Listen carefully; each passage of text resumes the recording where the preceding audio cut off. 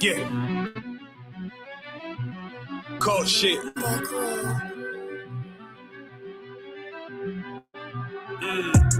I ain't come with goons, but I'm well connected. In the room is pop, pop, pop, like you got rejected. Let me see if you qualify or not. Spinning up in a tinted truck, riding around your block. Busy man. I get a word, yeah, this shit from top to bottom like a motherfucking ceiling fan. Hopping out the rental van, on my way to LAX. Brothers out in Cali and they killers out of every set. But I ain't crippin' on no blood. One West, all my niggas got it out the mud. Put your face on a t-shirt, memory of niggas acting tough in them songs, that's the drugs. I don't need no cases, all my pistols clean. So now I weigh my options, used to use the triple beam.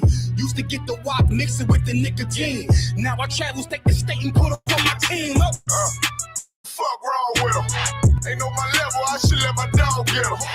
I see niggas and they feelings all feel them.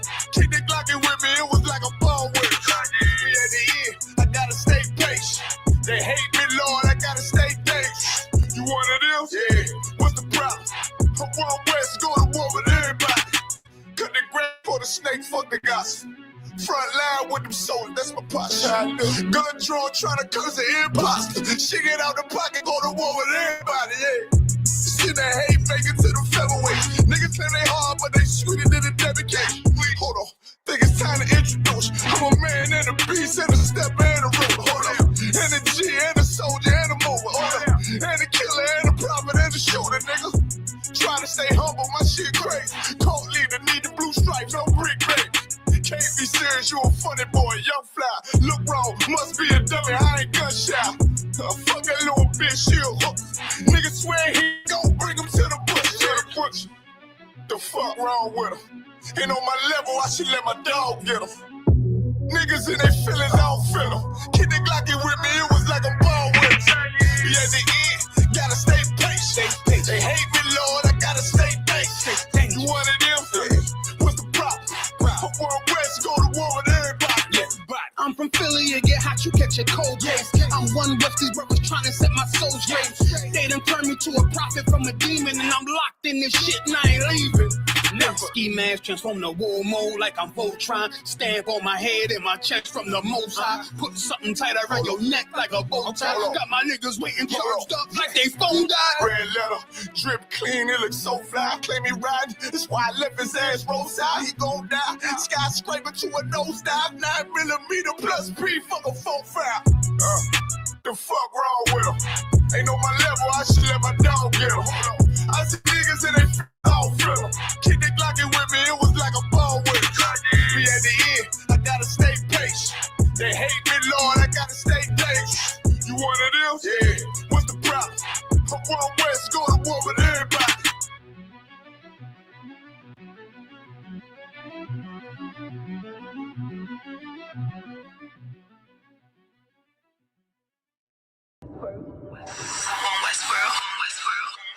I got tunnel vision. It's a bunch of ways I'm gonna get it. It's my way or the highway if you don't stay about our fucking business. These niggas don't even get it. We having our Passover no matter if they fucking with it. The graveyard ain't never full, watch me flush them out. Quitting wasn't never cool, fuck they talking about. If you can't suffer with your brothers, we can't stall them out. Just hang their cover in the school if they dropping out, fuck them. If they ain't here, we don't care, we don't love them. If there was never one rush, you can't trust them. They get the guts to go against you, better crush. If one of my men is bitch in the discussion, niggas capping when they rapping, really lit as shit. They be acting, I ain't laughing, I be sick of it. When I grab a pen to get the right and hold a rubber grip, I'm holding fire just like Captain at the 55th. Damn. Hit the road, I be trucking. I ain't bragging about them roads, I be touching. Heard the chat about the bros and assumption. Seen them hoes, you be crushing. You's a bold motherfucker. If they ain't here, we don't love them. If there was never one rush, you can't trust them. They get the guts to go against you, better crush them. I'm not here for all that fucking. Can't trust them. My shield bustin', let it swing, never tuck it. Taking shots, I send them back. Only difference, my shit is buckets. I leveled up, blow the trumpets. You a sucker. Keep dreaming all that pillow talking. You do undercover. Like my brother, same year, same cover. Can't take the heat and get the fuck about the other. And before I ever burn the bridge, I'ma burn rubber and leave the scene Smokey during rush hour, Chris Tucker. I used to torch on every day, but I was younger. Band pack, still blazing all summer, nigga, fuck. No cowards, Rupert mood, all black, same hunger. They surprised how I got it inside. Straight butter, nigga. So when a brother or sister comes in here, and then you leave here, you're not with me. We don't have anything else in common. There's no reason for me to be joined with you anymore. If they ain't here, we don't want them. If there was never one rush, you can't trust them. They get the guts to go against you, better crush them. I'm not here for all that fuss and use a hoe in the discussion, nigga.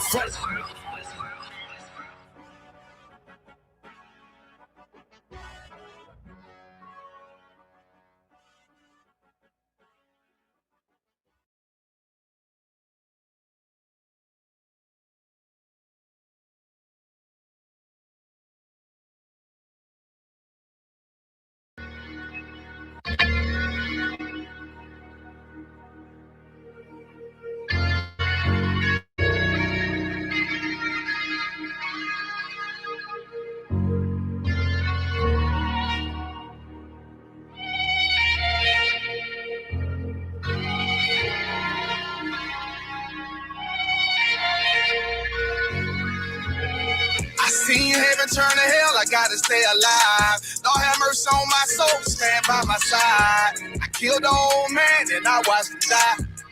Lost a couple niggas, guess he wasn't my round. They play my niggas, lay you down, they all down the ride. Keep my gun in my arm, I gotta stay alive.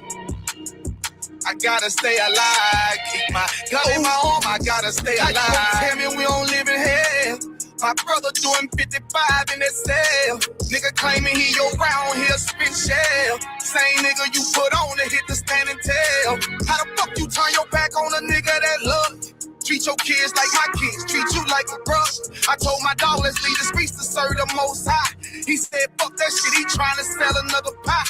His daddy killed him, put him in the trunk, set him on fire. His wife was pregnant, he ain't never get to see his child.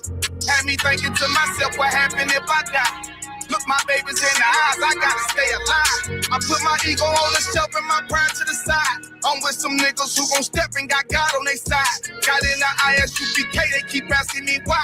As I do the work of the Lord, I gotta stay alive. Face the east, pray alive. I seen heaven turn to hell, I gotta stay alive. Lord have mercy on my soul, stand by my side. I killed the old man and I watched him die. Lost a couple niggas, guess he wasn't my round. They play my niggas, lay you down, they all down the ride. Keep my gun in my arm, I gotta stay alive. I gotta stay alive. Keep my gun in my arm, I gotta stay alive. You ever pump a pack with a snake by your side? Yes, I did. A man reach out to God before he died? Yes, I did. I know the Lord forgive us for these sins, but I'm starting to think the kingdom of heaven is for these kids. I told my daughter, there's one man in your bed, I won't stand for left. Put my son, I hit your head on that fragile legs. I lost some niggas to that dope, I lost niggas to the feds. Remember Jono tried to stick me for that cheese on that bread, yeah, I was thugging with Lucky and that nigga left me for dead. Endured to the end cause I listened to what was said. Mother told me she loved me when she was sick up in the bed. I was running them streets but the truth made me a man. Shit I don't really speak cause she'll never understand. That's why I ain't even tell her about these voices in my head. I'm still trying to manage my anger like Uncle Craig. I seen heaven turn to hell, I gotta stay alive. Lord have mercy on my soul, stand by my side. I killed the old man and I watched him die. Lost a couple niggas, guess he wasn't my round. They play my niggas, lay you down, they all down the ride. Keep my gun in my arm, I gotta stay alive. I gotta stay alive. Keep my gun in my arm, I gotta stay alive.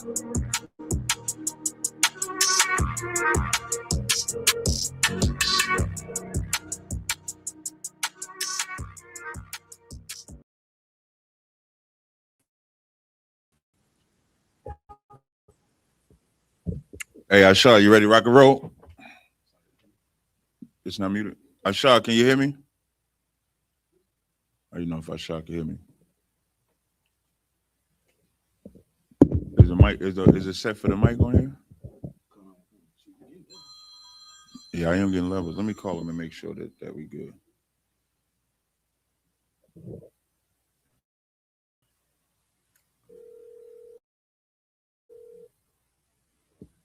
Sir? Hey, sir, can you? Yeah. I can't hear you on the mic. Oh, we can't hear you at all. You see, my mic levels is moving when I. You don't hear me at all on the microphone?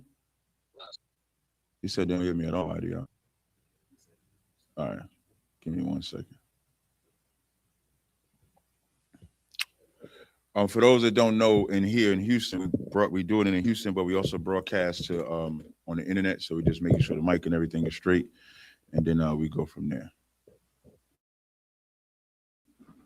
Russia? The others on the chat are saying they can hear you, so maybe it's you. But I can't hear the other zones. And online they saying they can hear me too. they're saying they can hear you online, so I guess that's my problem. I'll figure it out.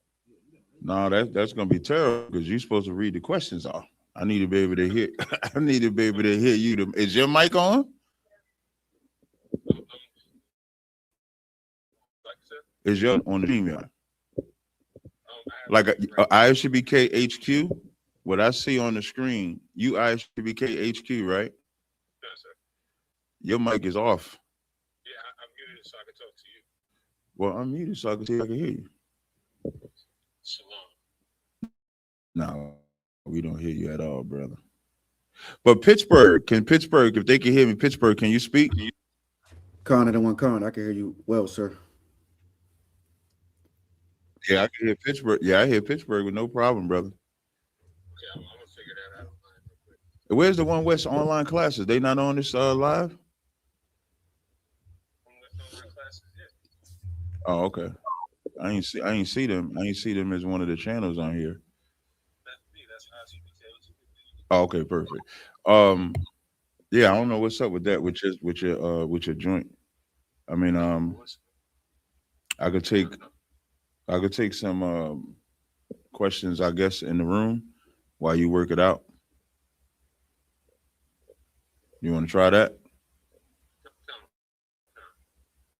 All right, no sweat. All right, so what we're gonna do to the different zones, we're gonna clap it up. We got Pittsburgh in here. Let's clap it up for the Pittsburgh zone. Let's clap it up for Atlanta. Let's clap it up for Killeen, and we got Trinidad on the line. All right. So what we're gonna do, of course, y'all know Pittsburgh, Atlanta, Killeen, Trinidad. If y'all got a question or comment, you just want to chime in and let us know. For the people online, if you have a question, you want to type your question in the chat. We'll get your questions answered. So before I go in the room, before I go online, does anybody in the room have a question? Go ahead. Gotta make sure the mic is on. Can you hear me? Yep, I can hear you just fine. So like I have a question. Of course, in Romans 6 it says, sin sin leads to death. I believe the wages of sin is death. The wages of sin of death. Mm-hmm. So can you break down 1 John chapter 5, verse 16 through 18 when it says a sin that leadeth not to death? Okay. Let's go ahead and read it. If you got the scripture, you can read it. I'll start at verse 16. This is 1 John chapter 5, verse 16. It says, if any man see his brother sin a sin which is not unto death, he shall ask, and he shall give him life for them that sin unto not unto death. Mm-hmm. There is a sin unto death. I do not say that he shall pray for it. Let's go up.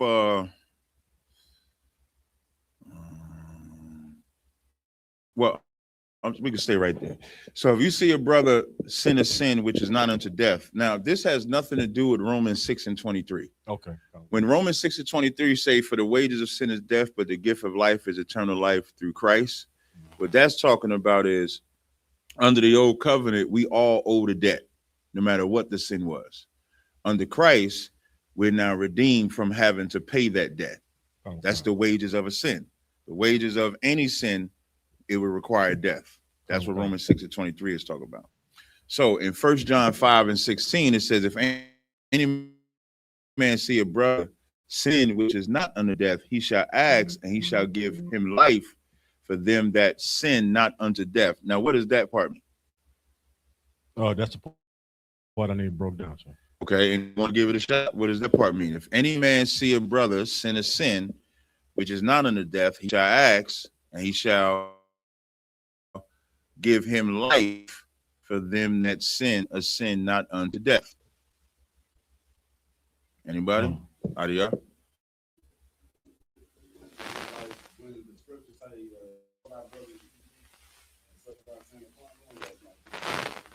That's correct. That's exactly what it's talking about. Because there's sins that are correctable, but then there's sins that are sins unto death. Like when the woman was caught in adultery, that's an example of a sin that's a sin unto death. But then you can rebuke, brother, you can correct the sister, and then now you can restore them. You with me so far? Keep going around. There is a sin unto death. I do not say that he shall pray for it. Now, there is a sin unto death, like adultery is a sin unto death. Now, why, before we get to do not say he shall pray for it, what is, well, I kind of answered that. Sin unto death like adultery. Sin unto death, unaliving somebody. Sin unto death, those things can cause death, right? Then it says, I do not say that he shall pray for it. What does that mean? You shouldn't pray for a sin, somebody to sin unto death. When it says, I do not say that he shall pray for it, who's not praying for, who's the he shall pray for it? When it says he shall pray for it, who's that? That's the brother that when it says if a man see his brother, that man that's seeing his brother sin. Correct? Right. So the brother that in the beginning it says, if a man see a brother sin a sin not unto death, is the same he that says, I do not say that he shall pray for it. He's the same brother that is restoring the brother that committed not death. Okay. Now you commit a transgression that's unto death. It's saying, I do not say that he shall pray for it. He may not pray for you to be forgiven if you committed a sin unto death. Imagine taking someone's life. Right. Are you trying to, it's not for you to forgive that. You're going to pay for that. Okay. That's what the verse is saying. Imagine committing adultery. You know, those things that require death, it's not for him to say, I can forgive that, or to even pray for that. Okay. There's a punishment that comes for that. That's what it's saying. Read verse 17. Verse 17. Mm-hmm. All unrighteousness is sin. All what? All unrighteousness is sin. That's important to understand with everything. Like all unrighteousness is sin. And of course, sin is transgression of the law. So when we talk about something being unrighteous, we're talking about breaking the commandments, because that's the subject we're talking about. So all unrighteousness is sin. Go ahead. And there is a sin not unto death. There is a sin not unto death. Now, this is more so talking about what we get from Christ. Because there is sins that are to death. But through Christ, now, I guess technically you could use the wages of sin is death, but the gift from God. Because without Christ, all of us committed adultery. Right. I mean, at the bare minimum, all of us committed adultery, at the bare minimum. And we would have to be put to death for that. But that sin is not unto death because of Christ. Read verse 18. Because you wanted to 18, right? And this is the point. And this verse 18 is something that's so hard for Christians to understand, but Israelites, you have to understand this. Read verse 18. This 1 John chapter 5, verse 18. We know that whosoever is born of God sinneth not. We say read that part again. We know that whosoever is born of God sinneth not. So now if you say, everybody always likes to claim to be a child of God. I don't know no Christian, even the Muslims, everybody want to be a child of God. Right. But when you start asking, are you a sinner? They all say, I'm a sinner. Every last one of them will say they are a sinner. This verse just said, we know that whosoever is born of God sinneth not. You know what that tells you? What does that tell you? That you do not have to be a sinner. Right. And people think, what does it mean to be a sinner? Anybody knows what it means to be a sinner?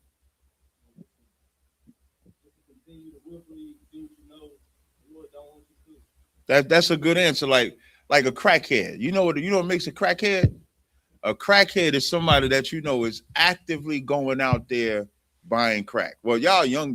What's the drugs y'all doing today out of y'all? What they doing?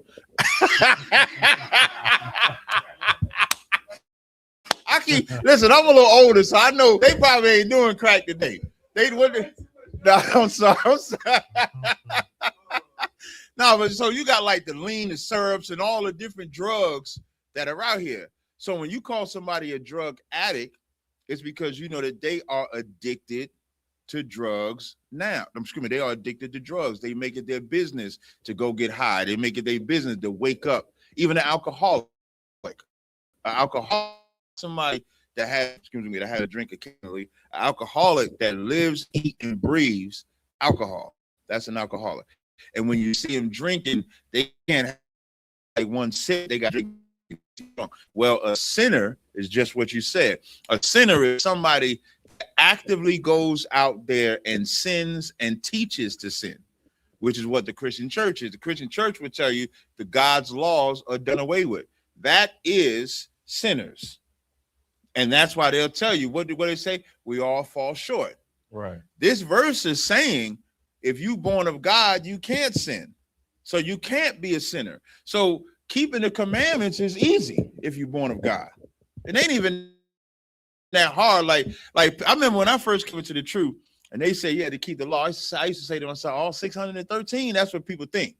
But then when you start analyzing what they call the 613, half of them don't even apply to you. Right. You're going to knock like 100 off with just the laws for a woman. You're going to knock others off with laws of a merchant, laws of the land. When you start busting down all the laws, you're going to be down to about 35, 50 laws, something like that. Don't commit adultery. Don't eat this. Don't do this. Don't do that. And then you'll find, well, shoot, I could do that. That ain't no sweat. Because now you normalized and you ain't mystified the law. Because 613 is so high. 613. How can I keep 613? Right. I didn't keep the 10. Right. Think about that.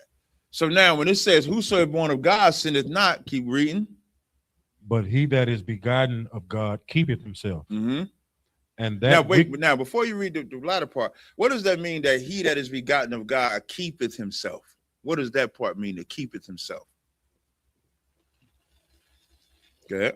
Make sure y'all grab the mic if y'all gonna say something. Oh, does it mean God? That's okay. Fear God.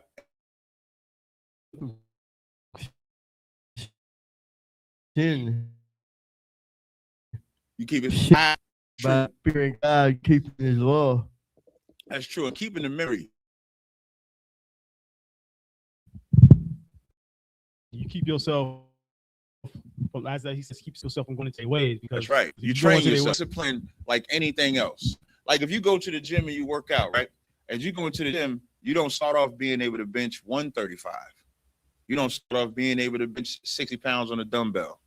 But the more you go to the gym, the stronger you get. If you miss time at the gym and then you go back to the gym, you might have the strength, but you got to build that back up. That's why brothers don't like missing days out the gym, because they don't want to have to restart. The Bible and serving the Most High is no different. It has to be something that it got to be instinct. It can't be a moment where you slip up. It can't be a moment, man, yeah, I ain't ate no pork in 364 days. This is 365 days. It ain't going to be nothing. You know what I mean? If I did it this many days, this one day, I'm going to just reset the clock, and you can't beat that. So it ain't like them. Like you kiss a day at the gym. You can't miss keeping the law.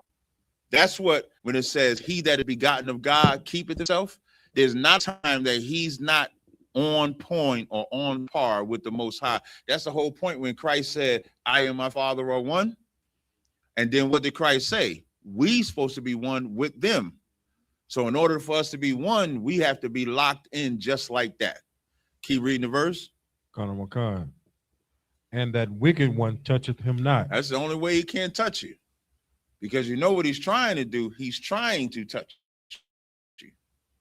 He's trying to touch you. He's going to send that fast girl.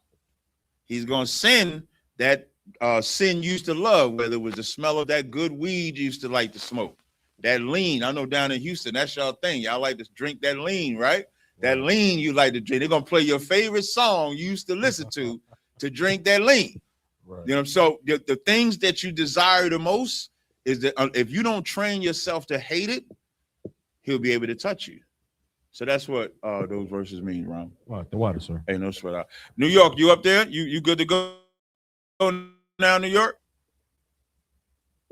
Still can't hear. Any questions in the room? We can hear everybody else, but I can't hear New York for some reason. They should be able to come through the speaker. Any questions in the room? Any other questions? Last, in the back, brother, in the back. You need to grab the mic, young man.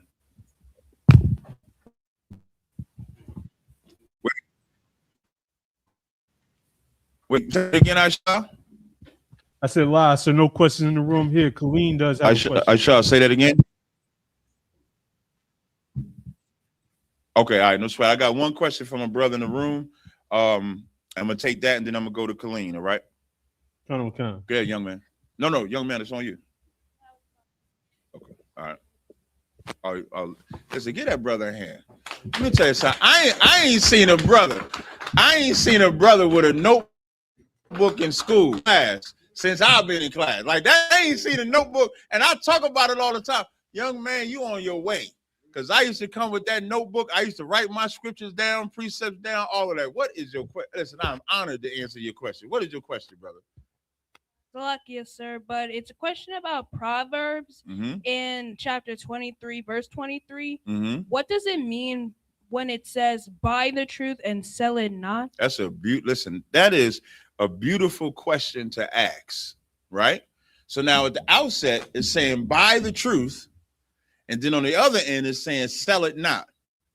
Now, a carnal man will see you selling something like this. Like, say you selling a headpiece. Let's say you make headpiece and you sell it. Hey, man, you can't sell the truth like that, man. What you doing? That's not what the scriptures talk about, because the scripture is saying to buy it. The scripture is saying, buy the truth. So what do you think buy the truth means? Support the people who are in the truth? Nope. Buy the truth is that notebook. Because with that notebook that you have in your hand, why do you have that notebook? So I can write down scriptures and questions? And as you write the scriptures down and ask your questions, what will you do? What will you begin to do? Sir, I don't know. You'll be able to retain that information, right? You'll be able to take it with you, right? That's buying the truth. You're buying into the truth. You're buying into your studying. You write down the scriptures. You're practicing. You're rehearsing. You're keeping the commandments. You are sacrificing. You're sacrificing yourself to buy the truth. Then it says, sell it not. So now you got your notebook. You're writing down the scriptures. You're asking your questions. You're studying. You're learning. How could you sell the truth? It's telling you not to sell it, but how could you sell the truth? Give it away or forget about it? Give him a hand. Get that young. How old are you, brother? 14 years old. That's what you need, because giving it away is selling it. Telling people you ain't got to keep the commandments is selling it.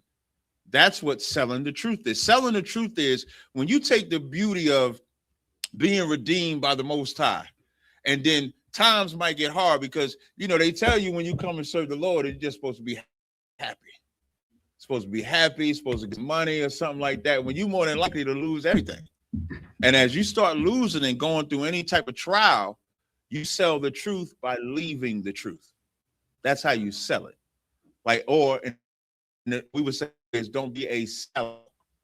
The term sellout is somebody that they feel sells out their own people for gain. Use their people as merchandise, as a hustle. And so you don't want to sell the truth. So that's what buy the truth and sell it not means. All right? Sir. Hey, no sweat out. Hey, Aisha, you said we had Colleen on the line that had a question? Sir, and then Virginia got a question as well after them. All right, I'll take Colleen first. What's going on, TAZARYACH? Shalom, Yahabashim, Yashar Brakatah, sir. The water for taking my question. I can't hear Kaleem. You can't hear me? Can you hear Kaleem Ashar? I can't hear Kaleem. Sir, and I think you're on a delay as well and a little bit choppy. You said you can hear him, Ashar? Yes, sir. Salakia Cap, can you hear me? No.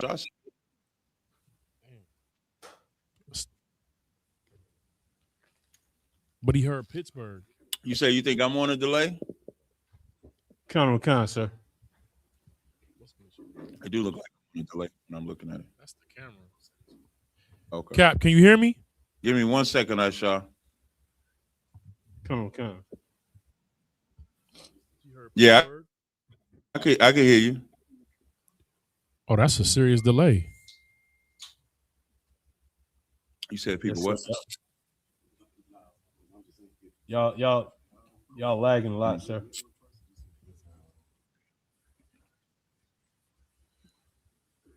You said we lagging a lot? Con. What about now, Salaki, Ashar? testing. Can you hear me, Cap? Yeah, I can hear you, Tabazar. Okay. Shalom, Yahabashim, Yashar Brakatah, sir. The water for taking my question. No sweat. What's your question? It's in the book of Daniel, chapter 12, verse 4.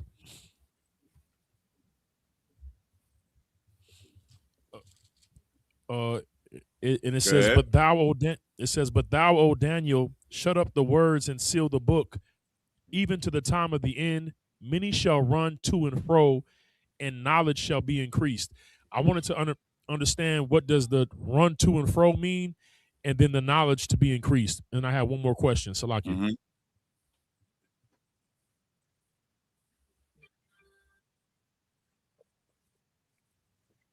Got you. When it says shut up the words and seal the books, it's talking about the prophecies, right? Kana Wakan. Can you hear me, Tabazar? Right. So as it's talking about sealing up the prophecies, how long were them prophecies sealed up? Salaki, so I'm not necessarily adept on Daniel. I know Daniel was in the time of Babylon, but I would say until Christ, or until now, maybe 2,000, 3,000 years. Talking about that? No, Tabazar. I'm not even talking about Daniel, because when it's saying seal up the book, it ain't just talking about Daniel. It's talking about all the prophecies that are contained in the scriptures. It ain't just talking about Daniel. That's why it says even to the time of the end, meaning from now until the time of the end, seal up the book. Now, as we see these end times showing up, right?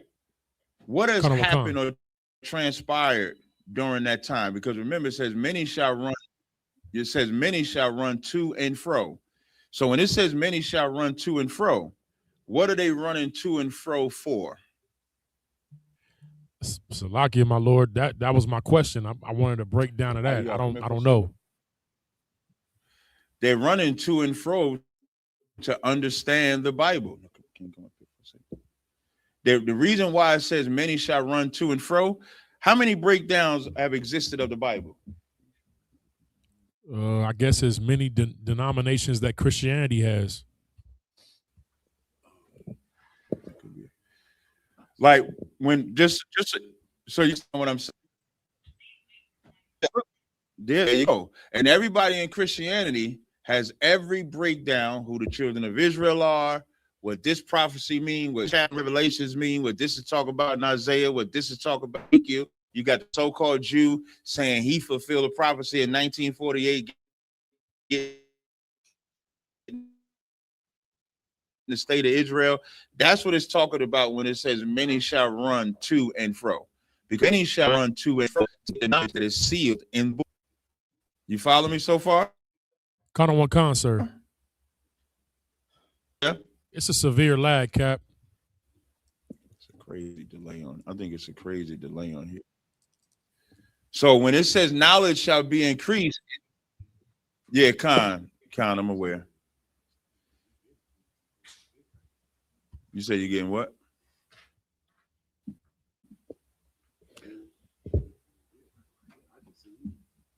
Because even when I see Tabazar talk on here, it looks delayed on mine. When I see him talking, when he comes out the speaker, I see it delayed. Just FYI.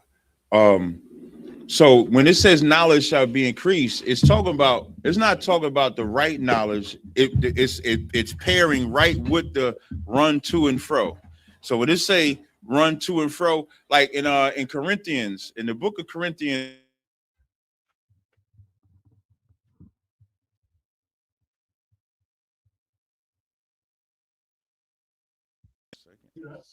No, that's not. No.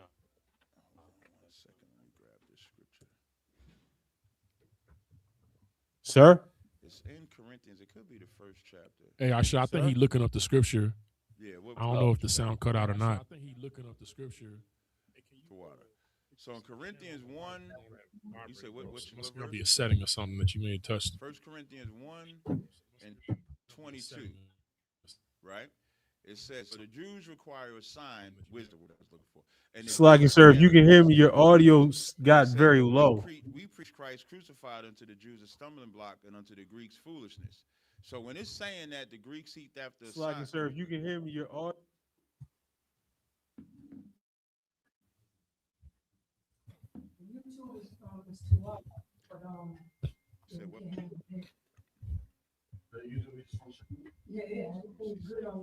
That should be TAZARYACH. Yeah.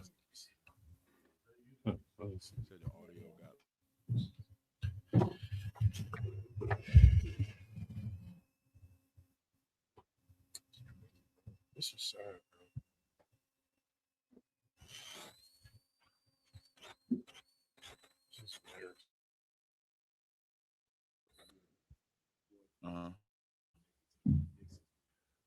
What type of mixer is it? Because maybe I can get to my laptop, see if it works on that over here. It's like plug-and play. Yeah, I'm gonna see if I'm gonna switch it to my computer. Switch the mixer to my computer to see if that works better. Right. You sound real clear right now, Cap. All right. While they get that figured out, we just gonna bump this music. Oh, 27 Club. All right, gang, let's really nail it this time. Here we go. A 1, a 2, a 1, 2, 3, 4. Been in this shit for some years, I ain't never left. Nigga try to save his life like he's scared of death. I got Hellstar on my body, bitch, I'm heaven sent. Hey, this UPK ain't nothing, we on fellowship. Been in this shit for some years, I ain't never left. Nigga try to save his life like he's scared of death. I got Hellstar on my body, bitch, I'm heaven sent. Hey, this UPK ain't nothing, we on fellowship. Florida Lee on my top, this a Saints hat. This the third can't be been in here, J-Cat. Nigga tryna steal the sauce, yeah, I hate that. But I ain't make the rules, I can't change that. New bottle, new wine, yeah, I can't crack. Look, flag on the play, they grabbing face masks. Niggas always saving hoes where your cape at. The only killer that you know without no face tag. Hell yeah, my bitch bad, Proverbs 31, yeah. Aisha, can you hear me? I can't hear. Wait, let me check the mic. Come on, sir, I can hear you. You can't hear me? Okay. Oh, you but I can't. I'm not coming out the speaker though. 1 second. Let me see if I got to change. No. Well, I muted that because I'm on as Captain TAZARYACH. But I can hear Aisha. Tabazar, can you speak? Yeah, I was about to check. I was just waiting for you to give me the go, sir. Okay, that does sound better. I just want to make sure, because normally when I would speak, it would come out the speaker, right? But if y'all can hear me in here just fine, right? But if you go to your audio settings, you switch it to audio codec. Yeah, I have it as the audio codec on here. All right. But if y'all can hear me in here, that's fine. We'll just rock it out just like that. So we should be good to go. All right, Tabazar. I almost want to start over a little bit so I can make sure you understand. So where we left off at was the to and fro part. Right. So you said that the to and fro should be paired with the knowledge increasing. That's correct. Because when it's talking about running to and fro, they're running to and fro to find the book, to understand the book, because the book isn't lost, right? Sir. No. It's available to everybody on the earth. That's right. The book has been available to everybody on the earth, but it's sealed. Think about in Isaiah, I think it's Isaiah the 30th chapter when it says the Lord had poured the spirit of deep sleep and he have closed the eyes. So that's what he did when it came to understanding this book. So nobody has understood this book, even though they're going to and fro. To and fro is you going over here, you going over there, you studying this, you pairing it with this. The knowledge is increasing, but what's not happening? It's not unsealed to them. That's correct. It's not unsealed to them because it can only be unsealed to us. And you started seeing it be unsealed. I always point to the late 1800s when you started seeing us waking up again to being Israelites. Now you start seeing it being unsealed. And then, of course, when you get to ISUPK 1969, it begins to come out at that point. So that's what Daniel's 12:4 is talking about. The water cap. I just got one more question. The water for your patience. Hey, this no, is the water. John. It was hell up in here. So like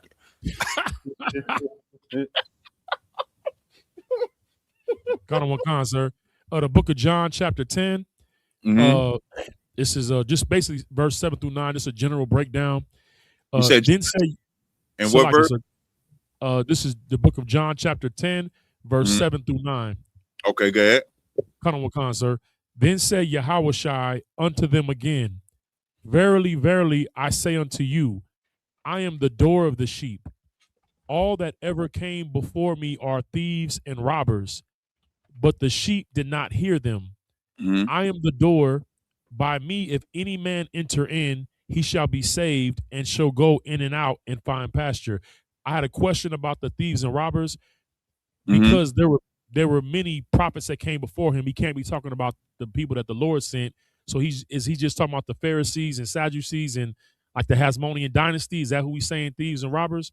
Yeah, that's exactly. And he's talking about any man that came in the name of the Most High, but was a thief and a robber. Robbing the people? Yeah. You said that again? Robbing the people? That's correct. No. Yes. Well, robbing the Lord first. Before you can ever rob the people, you got to rob the Most High. So you take the Most High and then using it against the people. So the thieves and robbers of Christ's day, of course, are the Sadducees and Pharisees. If you go back to Jeremiah's day, it's them. To Isaiah's day, it's them. That's what today's day is them pastors. The pastor, what's that cat had his wife out with the flesh-colored dress? Jamal Bryant, sir. He sell weed too. Good night. That's a thief and a robber. And then the last part where it says that if I am the door, by me, if any man enter in, he shall be saved and shall go in and out and find pasture. What's a practical way to break that down or how to explain that? You do this every day. You in the truth, right?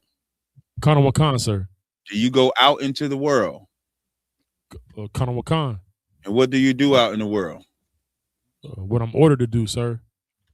He's such a damn soldier, Tabazar. When you go out to the world, you're still in the truth, right? Kana Wakan, sir. So you're able to come in. You're able to come in this world, and you're able to go out in that world. Oh, that's heavy. Endure. Why?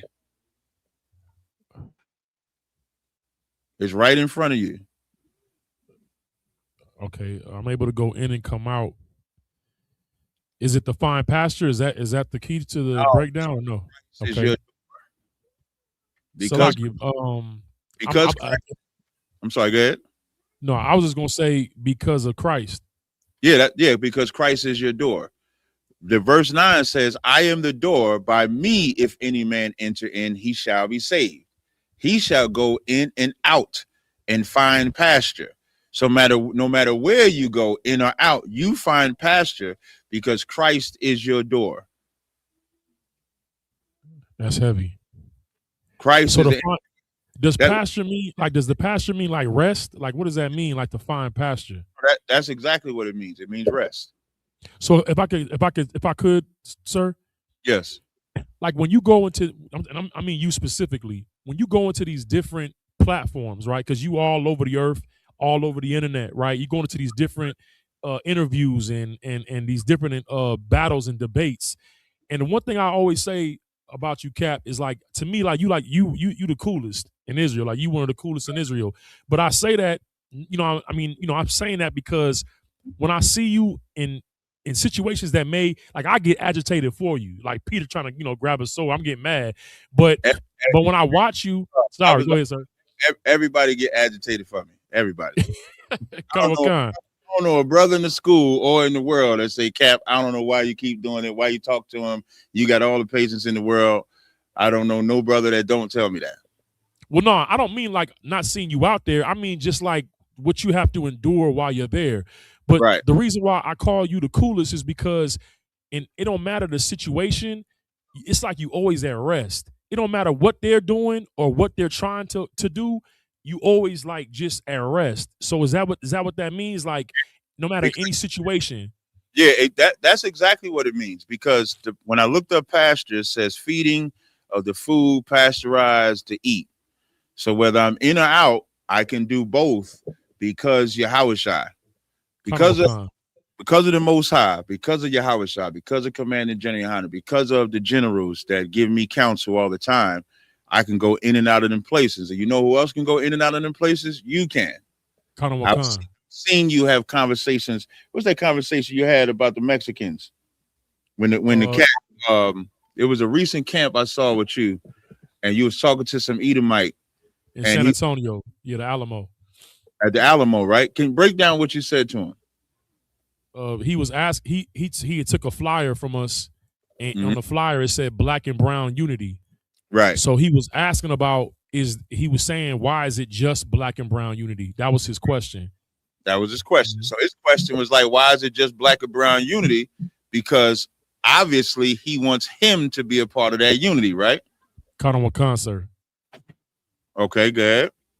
And I basically explained that he basically like, why is it just y'all? And I said, because we have a shared history of oppression, and and it was and the only reason, and we're family, and the only reason why we don't understand that we're family is because of is because of your people and what they've done.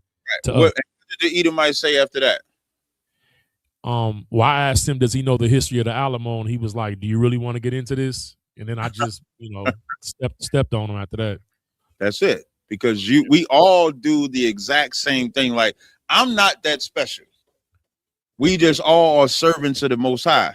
So that John 10:9, we all come through that same door. And if we can all go in and out and find pasture. That's the point of that. If we go by any other door, we would not find rest. We would not be able to go in and out. We're only going to either be able to go in or go out. We won't be able to do both. If I could, sir. Real quick, just to your statement about not being special. I understand what you're saying, right? But even when when Goliath was out there running his mouth, and David did what he did, that was the first time they seen a giant get killed. But then after that, a lot of giants started getting killed by other men because they saw David do it. So I ain't saying I'm gonna stick to what you're saying, but sometimes brothers got to see your brother do it, then they get it, then they want to do it. So I just leave it like that. Listen, that's Khan. That's exactly what I saw with Commander General. Khan, sir. General is a blueprint of why we should never lead his truth. We have to endure whatever comes. Because we saw him, we saw the works that he's done, and he's a living legend in a sense that when we read the Bible, we're always reading of Ezekiel, Isaiah. My favorite prophet is Elijah. We're reading them, but this is somebody, these are men and women from the past. We don't have a lot of men today that have stood stiffly with the Lord, at least for as long as Commander Jenny. I mean, he's almost as old in the truth as the damn Passovers we got. Good night. So for somebody like that, we have a blueprint of enduring pain, happiness, betrayal. We've seen a brother go through it all, but never leave the Most High. So like you said earlier, we got to see somebody else go through it so we can go through it. So we have a living legend example of Commander Jenny Hanna going through all of that, staying with the truth, the generals, the captains, the officers, the sisters. All of us have that as we go through it. So the water for answering the question. I won't hold you no more. All right, no sweat. All right, Shaw, who else had a question? And we got questions in the chat. Any questions in the room? Any questions? Nope. Yeah, okay, so I'll come to y'all in a second, all right? All right, no sweat. Go ahead. We got any questions in the room? I mean, on the panel. Yeah, questions in the chat, and Virginia has a question. All right, so I'm gonna do Virginia. I got a question in the room, and then I'll take the chat questions. Come on. All right. Shalom, Lord of Christ, Cat. Hey, shalom, Lord of Christ. Doing to the water, sir. I had a question on 2 Thessalonians, chapter 3, verse 10. I wanted to know if I could use this scripture out here in Virginia, which could be everywhere. We have like a homelessness problem, right? And you know, as a brother, I'm a giving brother, right? However, within, you know, when it comes to food, because I know brothers need food, or even sisters need food or water and things like that, right? However, I know that, let's say as a teacher, I need a reader. So for an example, I want to see if I could use this scripture in relation to like, yeah, I'm gonna give you food, of course, right? Because I know you need it, but I need a reader as well in order for you to work for it. Because, you know, I'm not trying to hear, you know, life isn't just about giving handouts. Life is about working for, you know, working for the things that you need. Wait. So you want to use this scripture to say, if they want to eat, they got to do what? Like, you know, just in general too, just like you got to work for what you need in life and things like that overall. Nah, go ahead, read the scripture. That ain't what this scripture talk about, but go ahead and read it, brother. Okay, no sweat. Con, the water. Second Thessalonians chapter 3, verse 10. Brother, even crazy. Go ahead, read it. Salaki, Salaki. That's why I had to ask the question. You know what I'm saying? Nobody nothing unless you're doing the work. That's what he's saying. you know. And you know, we got food drives across the board. Virginia, you gonna have to work to get your food. That's what he's saying. No, but go ahead, brother. Read the scripture. For even when we were with you, this we commanded you, that if any would not work, neither should he eat. That's not talking about homeless people. That's not talking about people that are without. That's talking about us in this school. Like, if we don't work, what should we get? That's us. That's me and you. That's not the brother or sister that's less fortunate. That's not even somebody in the world. That's only talking about us, because it says, for even when we were with you, this we command. So who's it saying? Who's the one saying for even when we were with you? Who's that? That's Paul. That's Paul saying, when we were with you, this we commanded you, that if any would not work, neither should he eat. So imagine brothers coming in saying they want to push the truth. They're in class, but they don't want to go to camp. They don't. When they get to camp, they don't want to read. They got to go home and leave early. They don't want to come to class. They don't want to do nothing, but they do want to eat or get the fruit of what we're doing. They can't do that. You can't do both. You have to work.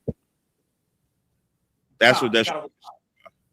So that scripture is all about us and what we do in the truth. That's not talking about somebody homeless on the street. The water. I no sweat out. All right. Sis, you had a question? Can somebody give the sister the mic?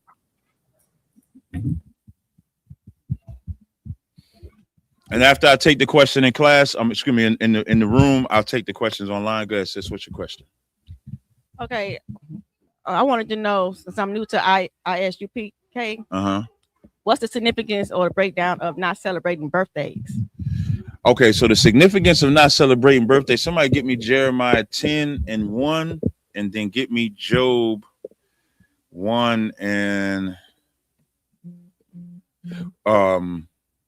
I'm sorry, before you get Job 1, give me Exodus 20 and 3. So somebody give me Jeremiah 10:1, and somebody give me Exodus 20 and 3. I'll read Exodus 20 and 3 first if somebody has that. Does anybody have that scripture? Well, all the brothers left. All the brothers go. They must have something to do. Every brother left. Jesus Christ. So anybody got Exodus 20 and 3? Aisha, can you read Exodus 20 and 3? Exodus chapter 20 and verse 3. Thou shalt have no other gods before me. Now, when you think about birthdays, right? What happens on a birthday? I'm asking you. You're celebrating. So give me how you set. So you come in, it's your birthday, you born. They do what? They present you gifts. They present you a cake. And on that day, who gets worshiped? On that day, who gets worshiped? Whoever's birthday it is. Exodus 20:3 say we shall have no other gods before him. So you won't find a record of any Israelites celebrating their birthday because we could never be a god even for a day at all. In Ecclesiastes, it'll tell you that the day of one's death is better than the day of one's birth. So you said you're new to ISUPK. As you come in here, you're about to die. Whoever you are, if your name is Angela, Diane, Tanya, whatever it may be, she's about to die. And your birth is better than your death. Who has Jeremiah 10:1? Ashar, get Jeremiah 10:1. Con, sir, Jeremiah 10 and verse 1. Hear ye the word which the Lord speaketh unto you, O house of Israel. Thus saith the Lord, learn not the way of the heathen. That's something that's extremely important for us. When we think about everything that the heathens do, we can't learn those ways. And learning is not knowing what it is.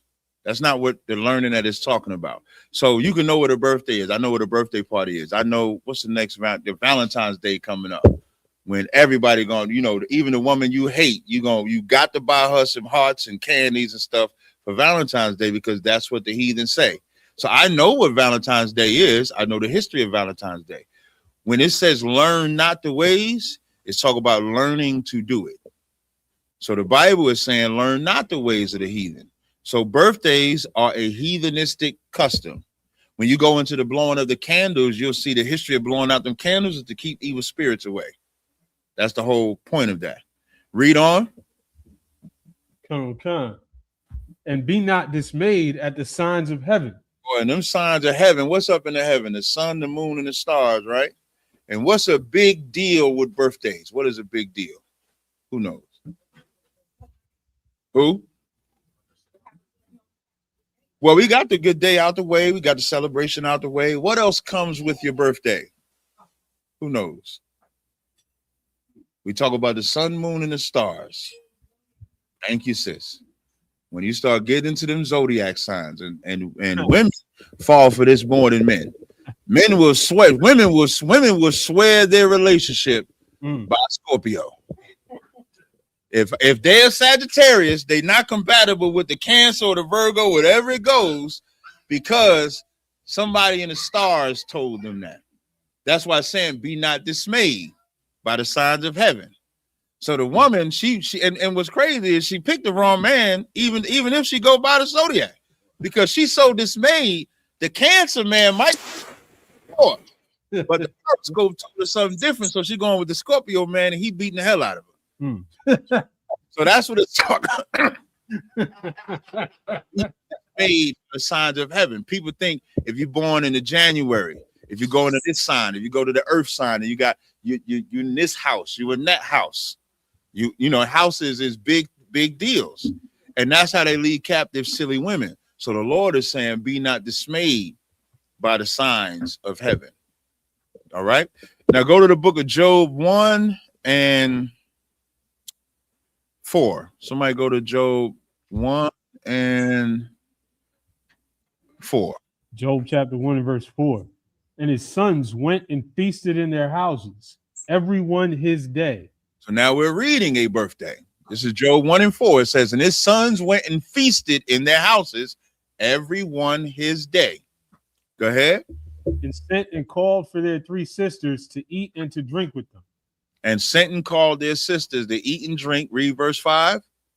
And it was so, when the days of their feasting were gone about, that Job sent and sanctified them. Rose up early in the morning and offered burnt offerings according to the number of them all. And did what?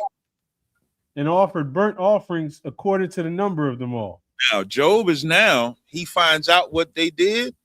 Now he's offering up burnt offerings because of what they did. And this is why. Read on. For Job said, "It may be that my sons have sinned and cursed God in their hearts." You know why? Because Job never celebrated a birthday, but his sons and them did. They ended up dying. So we don't celebrate birthdays, sis. That's why. You'll be all right. You tough, right? You can get, listen, if you want to get you some gifts, I'm pretty sure your husband, he'll get you a gift on a different day. You ain't got to get a gift that day. You want to say something? Yeah, something like that.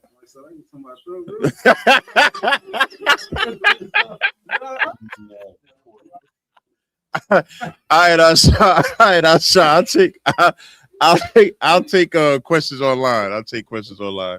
Yes, sir. Also, the subject I want to go into today, I want to talk about I know that white woman got shot. Man, it's a horrible day. I wonder if the way that they fighting over this white woman getting shot, did they have that same energy when Sonia Massey got shot? Right. Sonia Massey got shot picking up a bottle of water, a bucket of water, and got shot. And I guarantee you, these same Edomites that's going crazy over this white woman that got shot would have condemned Sonia Massey. Nobody has even cared about ICE as much until this white woman got unalive. And I tell you, I did this live stream with Cliff and Stuart Netto. And I told them in that live stream that white men hate white women, and they laughed at me. They thought I was joking. And then lo and behold, they shot the hell. Listen, he couldn't wait to peel off on that white woman. He shot the hell out of that white woman. Wasn't no getting away. Listen, it was so bad when they this is what I thought. When they first said I shot a woman, what if it was y'all like me thinking that they shot a Latino woman? That's what we all thought. And then when they said they shot a white one, I said, damn, they showing their true nature. Because the white man's nature, we think that the white man only can unalive if it's racist. When racism really is just the best excuse for him to unalive people. Because if it wasn't for racism, it'd be religion. If it wasn't religion, it'd be slavery. It'd be something. The white man does not know how to not unalive people. He does not know how to get along with anybody. He bombed them Africans on Christmas. On the day that God's supposed to be born, because they believe Jesus is God, he bombing Africans. He telling y'all the Venezuelans is drug dealers so he can go and bomb them. Ain't no telling what he gonna tell Canada. Ain't no telling what he gonna tell Colombia. Whatever it is, he got to tell y'all. And here's how diabolical white America is. They don't even care what the excuse is. They with it. When Bush said they had weapons of mass destruction, nobody batted an eye, man. Just go unalive them. And they ain't found a firecracker yet. They ain't found a firecracker. What's my man 4 Extra blew off his hand? He got more weapons of mass destruction than they got. All right, then we get these questions online. Then we're going to talk about that. Now I'm going to a couple of scriptures on it. What's the questions online I saw? No, sir. A quick one. Somebody on that topic asked if that's why nobody knows the exact date Christ was born, because we're not supposed to celebrate. Yes, because that's the whole Bible. Nobody knows the exact day anybody was born in the Bible. There's not nobody that when you see a child, when Isaac was born, what day was it? Nobody knows. All we know, Moses was floated down a river. We don't know what day he floated down a river. We just know he floated down a river. So that's the whole theme of the Bible. You're not going to see one person's birthday celebrated in the Bible. Go ahead. Gosh, Allah says, Salaki, if I may, sir, with your grace, may I receive a general breakdown on Song of Solomon 8 and 6 through 7. All right, be careful with Song of Solomon. You know, that's the freak book right there. Start asking me about that. I don't want to get no call from the general about it. Can't say that, sir. They wanted me to break the scripture down. Song of Solomon, what? Verse 6 through 7. All right, let's read it. Verse 6. Set me as a seal upon thine heart, as a seal upon thine arm. Mm-hmm. Love is strong as death. Jealousy is cruel as the grave. The coals thereof are coals of fire. Now, y'all know Song of Solomon is a duet between Solomon and his wives. So in some verses, you're going to see a man talking. In some verses, you're going to see a woman talking, right? So now the beginning of the verse says, set me as a seal upon thine heart and as a seal upon thine arm. What does those two things mean? This is almost like a mark of the beast scripture right here. This is like when they, you know, where they say the mark of the beast is like a microchip. So I guess they about to set a seal on somebody's heart and put a seal on their arm. That's how they gonna know they in love. So all of us that have husbands, that have wives and a husband, you got to put something physical on yourself based on this scripture. Or is it saying when it's saying set me a seal upon thine heart and upon thine arm, the relationship that you have with your husband or wife has to be in your mind, has to be something that you're completely focused on. When it says upon thine arm, your arm or your hand symbolizes the action. So a person will always know how much you love, hate them by your actions. They'll know how much you like them, but you don't really like them by your actions. And then it says, for love is as strong as death. You ever been so in love with somebody and you can't get them for about an hour? How many of y'all, women do this? You call your man, he don't answer that phone. You text him, he don't respond to that text in 5 minutes. It's death. It's death because he's with another woman. He can't be asleep. He can't be working OT. His phone can't be on silent or vibrate. It's always about a woman. That's the love is as strong as death because you love, and women go through this with men too. You know, them psychopathic men that, you know, you got to text them every 15 minutes. You got to text them every hour. If you don't answer that phone in the first ring, something going to go bad. That's a psychopath. You got a psychopath on your head. Like, fellas, don't be a psychopath with your woman because you don't want I don't want no woman monitoring me. So if I can't get you, I don't even say nothing because I know you ain't going to get me. I know there's going to be a time you ain't going to get me. So I don't say nothing. So don't be a psychopath, but that's what it means when it says love is as strong as death, because you can love somebody so hard that when you can't get them, it's like death. You can love somebody so hard that it can blind you to make mistakes. Then it says jealousy is as cruel as the grave. When listen, in the Bible it says I find more bitter than cruel. Something of the heart is a woman that's jealous over another woman. Now, when it talks about jealousy is as cruel as the grave, to know that your man might be with another woman could be the most damning thing that you can go through. Even though you shared your man your whole entire life. There's not a man you did not share your whole life. Sorry. I know you think, you know, now you're gonna came into the truth. You ain't supposed to share, even though you shared every man you got. Now you can't share, but that's what it is. And it says the coals thereof are coals of fire, which is the burn, which hath the most vehement flame. So that's verse 6. Read verse 7. Verse 7. Many waters cannot quench love. Neither can the floods drown it. If a man would give all the substance of his house for love, it would utterly be contemned. What does contemn mean? Anybody know? I'm about to look it up myself. Hated.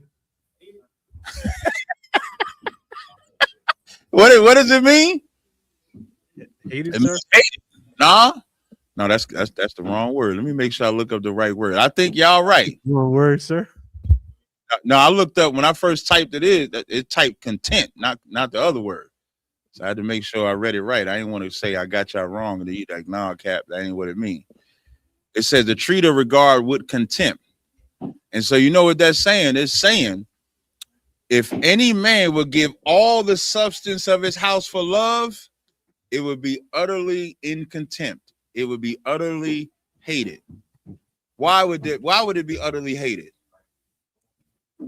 Who knows why it would be utterly hated? Oh, I thought she was about to. She did like this. I thought she had a good answer for it. Anybody know why it would be hated or why it would be in contempt?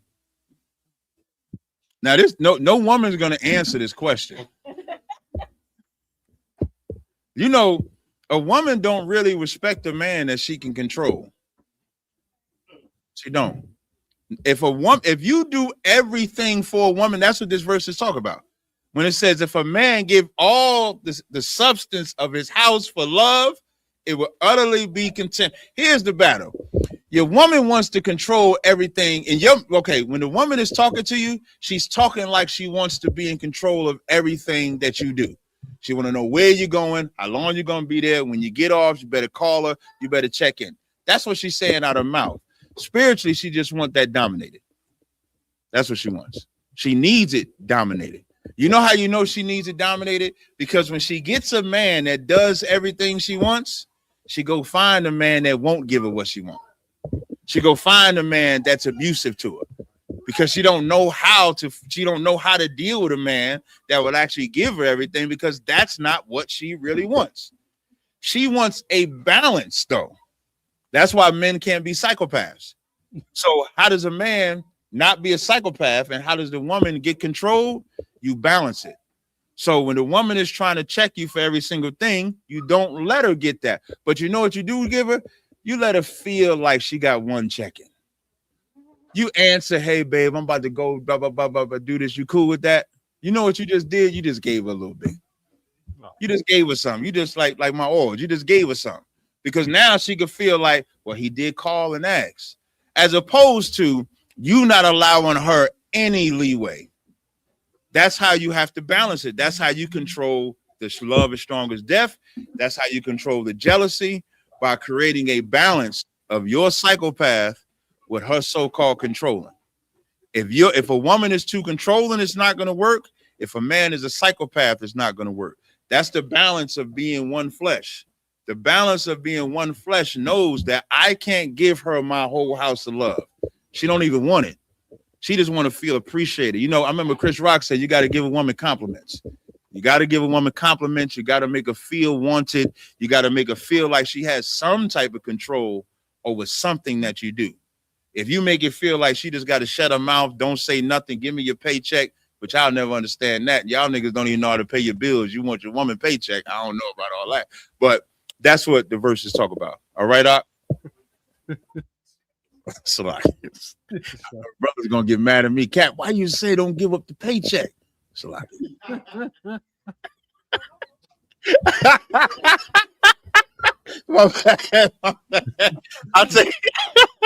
I'll take the next question.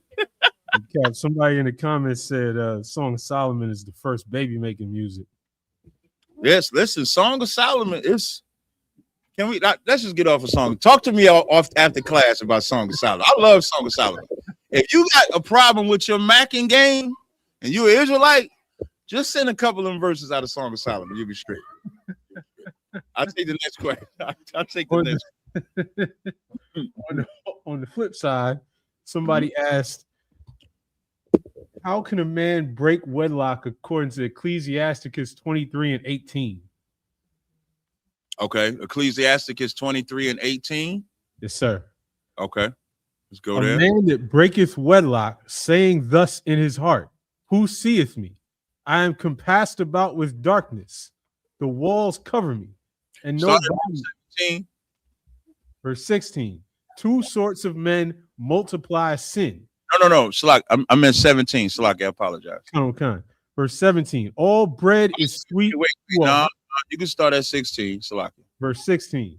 Two sorts of men multiply sin, and the third will bring wrath. A hot mind is as a burning fire. It will never be quenched till it be consumed. So what are we talking about? Fornicators, right? Yes, sir. Keep going. A fornicator in the body of his flesh will never cease till he hath kindled a fire. So now, because remember, his question is about a man that breaketh wedlock. A man can break wedlock very easily. It don't take much. When you listen on the subject of breaking wedlock, wait, I'm sorry, keep going. Verse 18 or verse 17. All bread is sweet to a whoremonger. All bread is what? Is sweet to a whoremonger. The bread is the woman in this metaphor. And it says all bread is sweet to a whoremonger. That's how you know it's talking about a man. If it was just a whore, that's a woman. The whoremonger is the man that loves whores. And the whores can be a wife.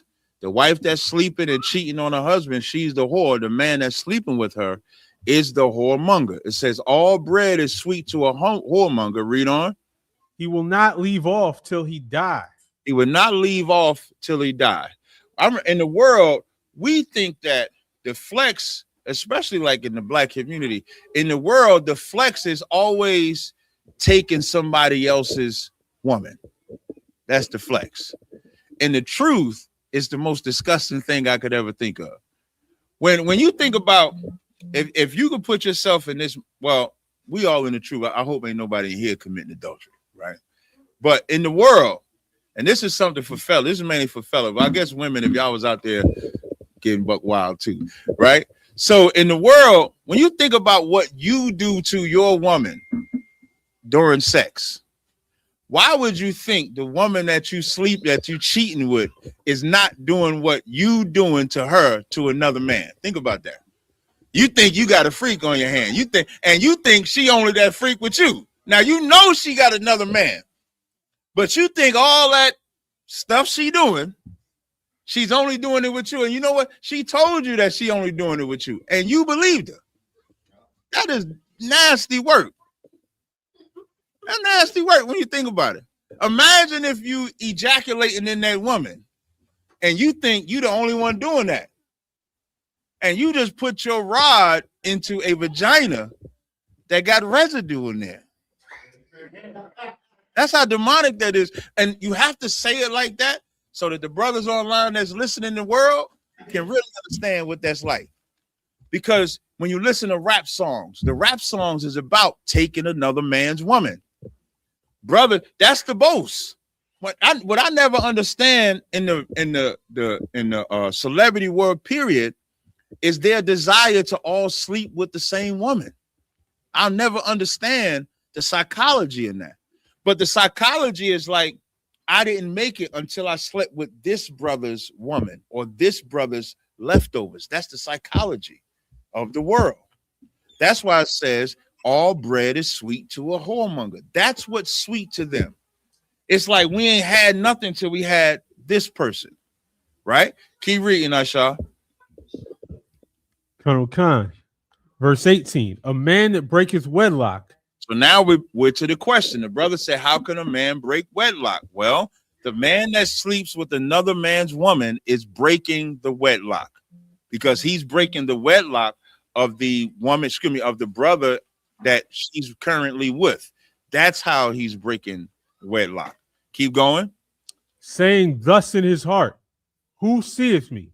Mm-hmm. I'm compassed about with darkness. The walls cover me, and nobody seeth me. Oh, they got burner phones. They're making sure they got dummy accounts. They rolling up in different cars. Might even catch an Uber to the hotel. So he ain't even driving his car. Doing everything because, of course, as long as I can make sure certain people don't see me, if they're in Houston, they going to Sugarland. That's somewhere, right? They going over to Sugarland. So we ain't in Houston. I don't know nobody in Sugarland. Let's go over there. And you know what we could do? We can go to the restaurant out there because don't nobody know me out there. So you go to a whole nother place so you can hide. That's the whole I am compassed with darkness. The walls cover me. Nobody sees me. So what need do I fear? And then they say the latter part. Read that latter part. The Most High will not remember my sins. And that, I'll never understand that. If the Most High said one thing we should know in 2026 is that the Most High remembers sins. The Most High will remember what you do. The Most High is so merciful. He tried to give you a shot to repent. He tried to give you some time. Hey, let me see if this brother get it together. Let me see if this sister get it right. And then you consistently do the wrong thing, and then he punishes you. And then you understand. When he breaks you enough, then you understand. So that's the answer to that question. I'll take the next question. If anybody ever, one second, Asha, if anybody in the room ever has a question, brother or sister, just raise your hand, of course. But because we're online, I have to make sure I get to online questions as well. Go ahead, brother. Go ahead, Asha. On the same topic, a brother asked, Country Media Productions asked, what if you're coming in truth, but you have a white woman that you've been with for years? Do you leave the woman alone? What he said? Something about a white woman. Say that again, brother. Said, what if you're coming in the truth, but you have a white woman that you've been with for years. Do you leave the woman alone? No. So if you're married to any body before you come into the truth, because in the world we're taught that you can marry anybody. So like I always use Moses as the example. Before the burning bush, Moses got his 2 wives who were Hamites. Because they were Hamites, when he came into the truth, he wasn't told to divorce them.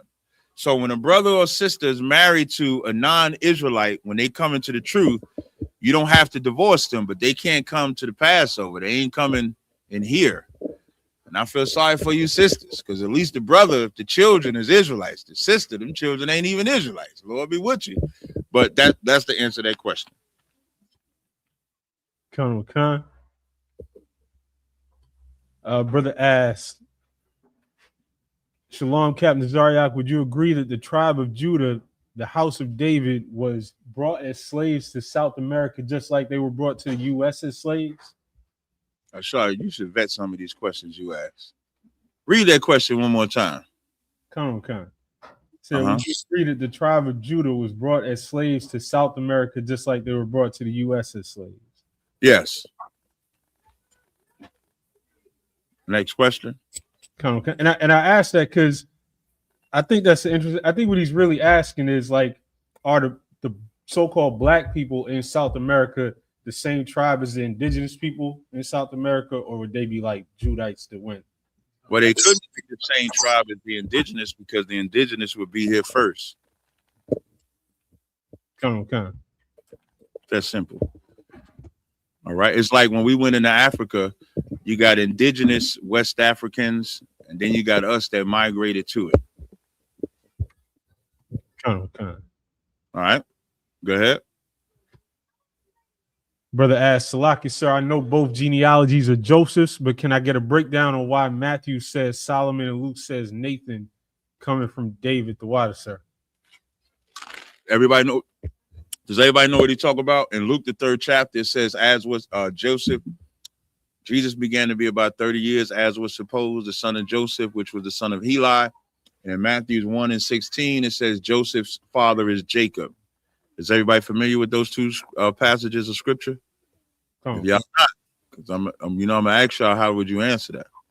Okay, so if Matthew's lineage says Jacob and Luke's lineage says Heli, if Matthew's lineage mentions Solomon and Luke's lineage mentions Nathan, his question is, how do you explain both genealogies? So how do y'all explain it?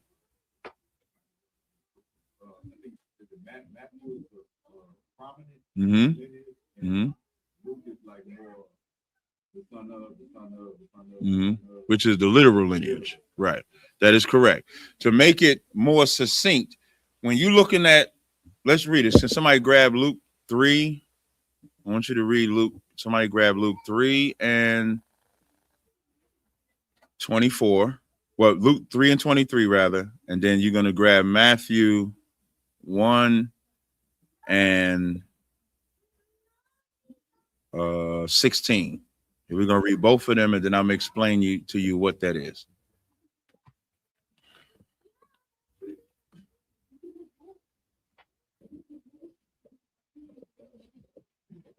Whoever has it, just make sure you grab the mic.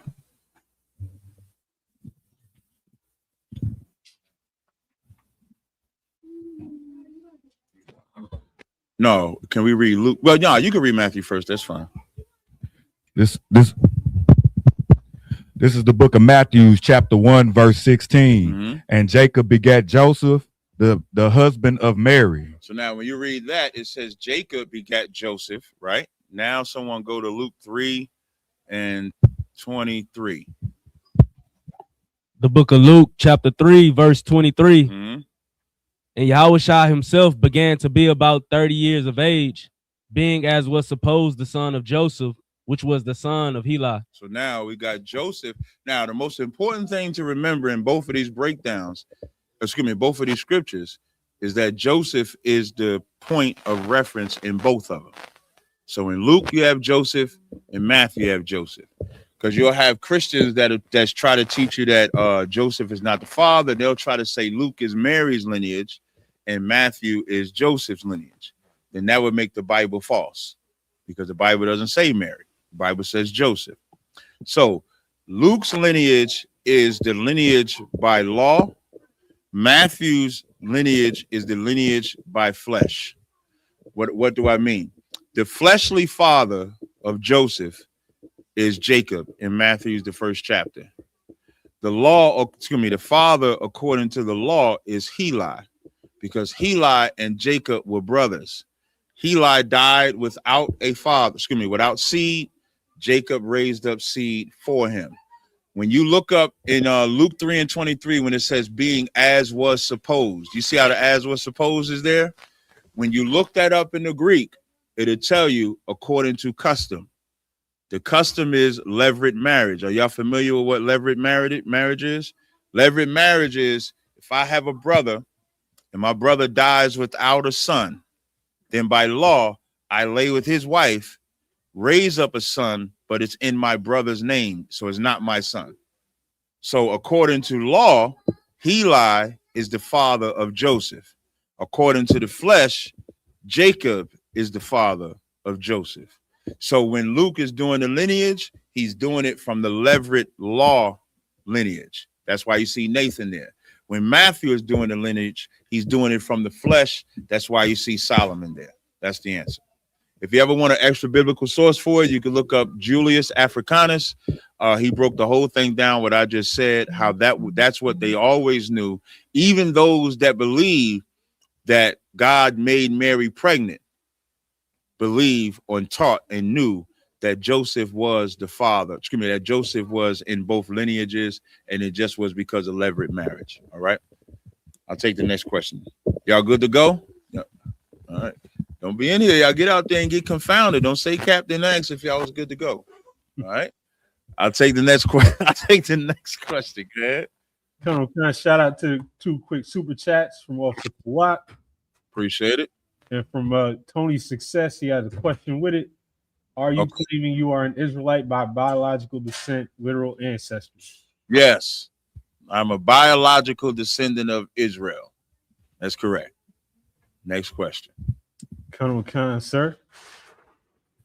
Brother asks, Salakia, sir, if I may, can I get a breakdown of John 1 and 3 from a debate sense? Like, what angle would you take to make a Christian look dumb? Oh, okay, good. Go to John 1 and 3. I like John. I like John. That's the in the beginning was the word thing, right? Okay.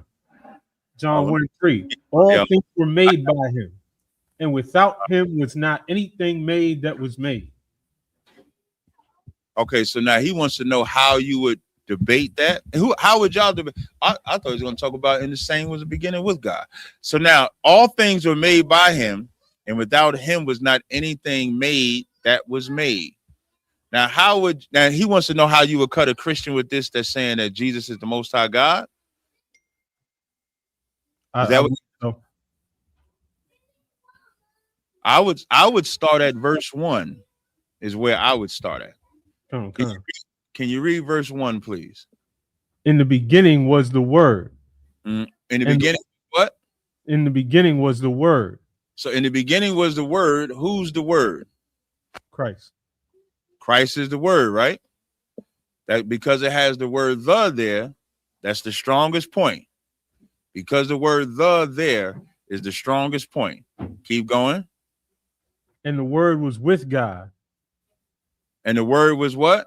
Was with God. So now the word was with someone else. Who's the someone else? God. Ustai, right? Go ahead. And the word was God. So now this is the part where if we were talking, so like this is in the Greek, right? So in the difference between the Greek and Hebrew, in the Hebrew, you can see the word Lord, and it might be the Most High's name, or it might say Adawan, because there's different words for Lord. In the Hebrew, it might say Elohim. It could also say Yahweh.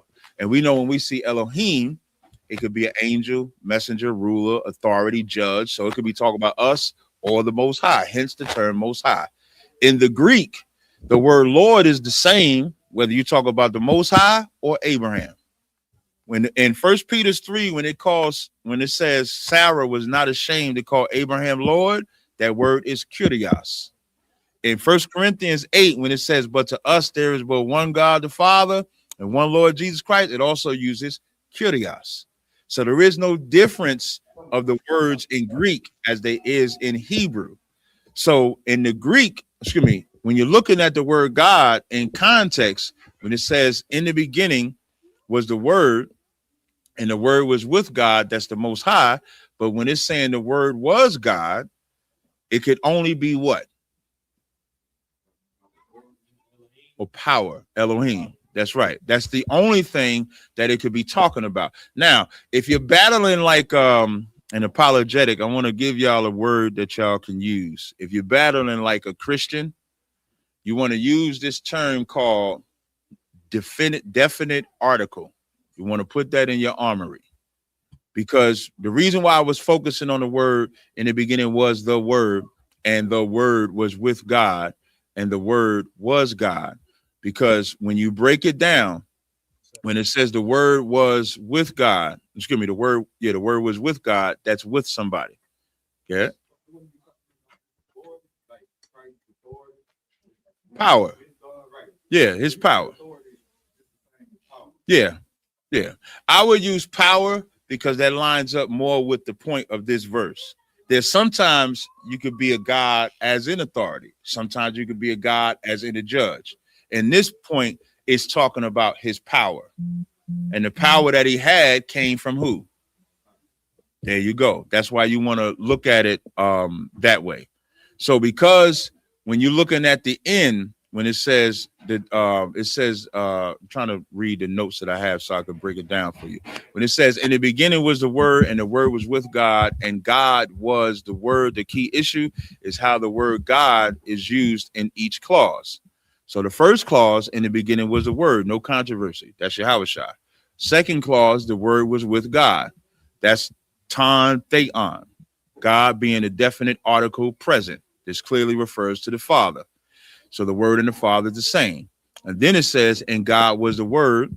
And this is where it hinges, or everything hinges. Theos has no definitive article. Logos does have the article. So when it says, and the word, the being in front of the word makes that a definitive article. The not being there with God makes it not a definitive article. That's how you know that it's not talking about a person, but authority or power or magistrate. That's how you break that down. Now, once you break that down and explain that in verse 3, when it says all things were made by him, all you would begin to teach then at that point is the agency that exists within the Bible. So what I always do, I ask them, did Moses part the Red Sea? They're going to say yes. And then ask them if God parted the Red Sea. What's the answer? Yes. Ask them, did God call Moses God? The answer is yes. God told Moses, I have made thee a God. And then you got to ask them, so is Moses God? When they say no, then okay, if Moses ain't God and God said he's a God, then how can Christ be God when God didn't say he's a God? That's how you would answer those questions. But nothing was, when it says all things were made by him, God gave Christ an order. Christ said, so be it, and went and did what God said to do. That's how you answer that question. Now, read verse 6, Aisha. I'm sorry, not 6. I'm sorry. Read verse 14. Verse 14. And the word was made flesh. Now we're talking about this again. The word was made flesh. Go ahead. And dwelt among us. Uh-huh. And we beheld his glory. Uh-huh. The glory as of the only begotten of the Father. And who's the Father? The Most High. That's how you break that down, all right? Yeah, 14 would be, like, as you breaking it down, 14 would be the end game.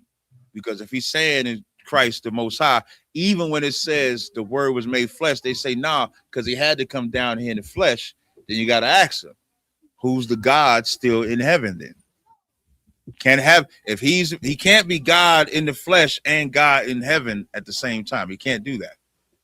So that's how you cut them. All right. I take another question. Con. Parya Bunya Howard, I said, Lord in Christ, can I get a breakdown on Jeremiah 49 and 8? I was just reading this verse. You said Jeremiah 49 and 8? Con. All right. Flee, turn back, dwell deep, O inhabitants of Dedan, or I will bring the calamity of Esau upon him. I will bring the. I gotta find out who Dedan is exactly before I answer that. So I'm gonna hold off on answer that question. I'll take the next one. Con. Chicago has a question. Who? Chicago. That's somebody in the room. Chicago. Oh, you said Chicago. I didn't hear the word. I didn't hear Chicago that you said. All right, I'll take Chicago. Okay. Hey, shalom, sir. How about some Yashar Barakatah? What's going on? Not much, sir. Brother has a question, sir. He said he wanted a general breakdown on 2 Kings chapter 4, verse 38 through 41. He says Christians use this to justify praying over unlawful food. So he wanted a general breakdown of those verses. Jesus Christ. 2 Kings 4 and what? 2 Kings 4, 38 through 41. Jesus Christ. Go ahead, read it. God with God, sir. The book of 2 Kings chapter 4, verse 38. And Elisha came to Gilgal, and there was a dearth in the land. And the sons of the prophets were sitting before him. And he said unto his servants, set on the great pot, and seethe pottage for the sons of the prophets. 39. And one went out into the field to gather herbs, and found wild vines, and gathered thereof wild gourds, his lap full, and came and shred them into the pot of pottage, for they knew them not. Verse 40. So they poured out for the men to eat. And it came to pass, as they were eating of the pottage, that they cried out and said, O thou man of God, there is death in the pot. And they could not eat thereof. That's some nasty food. Where do we get we can pray over food? I think verse 41 is the part that what he's saying. They just so 40 they saying is death in the pot, and then 41 he said, but he said, then bring meal, and he cast it into the pot, and said, pour out for the people that they may eat, and there was no harm in the pot. No, but where's the food? Salaki, sir, I don't see it. Yeah, so like when I look at it, it looked like those vegetables. I didn't even see no meat. Khan, there was all vines, herbs. Some meat in that pot. So it's just talk about wild vine, gourd, or vegetable. It just sounds like the food is nasty. I don't see unclean food in there. Khan. And I think the part he's saying that Christians use is when they say, oh, there's death in the pot, and then they put the meal in it, and then they say nasty. I'll be like, there's death in the pot too. They probably nasty chitlins. That's death in the pot. God. Herbs ain't gonna keep that up. But it sounded like the meal with the food was just nasty. Because of course, if a man of God comes and says, it's poured out for the people that they may eat, and there was no harm in the pot, then clearly the man of God is doing something right. So that's a horrible job right there. And Khan, sir, like I said, and when I read it, my father's a reverend. I think I heard him reference this about death in the pot, and then there's no harm in the pot. Eating unclean foods as a pastor too, brother. You know what the strange thing, Cap? He don't eat unclean food, but he don't forbid his congregation not to eat the unclean food. That's crazy word. He said, I'm gonna kill him, but I ain't gonna eat it. Your father out there killing them people, man. Now let me stop. I do got to get into my subject, and I believe Chicago. Was that it? Chicago? Was that everything? Yeah, Khan. So he just wanted a general breakdown on those scriptures. So that's all. Okay, no sweat. Let me see if Ashagapan is ready. Hold on 1 second. Are you ready to bring it out? Is Ashayala? Is Ashagapan there? He's right behind me. Is he ready to bring out the info? He wanted to bring out some information on Venezuela. You want to use that mic? Yeah, turn it on. Is he there? Shalom, Lord Christ. Lord Christ, what's going on? Not much. So how you doing? I'm good to go. Sir. Aisha, Asher, before you do that, Aisha, did you get the emails I forwarded to cross the line? Let's see. I forwarded some emails to cross the line. Sir, I got them. You said you got them? Yes, sir. All right, we're gonna play them after we finish with the Ashagapan. All right, go ahead, Ashar. All right, Shalom, Lord Christ. Is also Ashagapan. What's going on, Cap?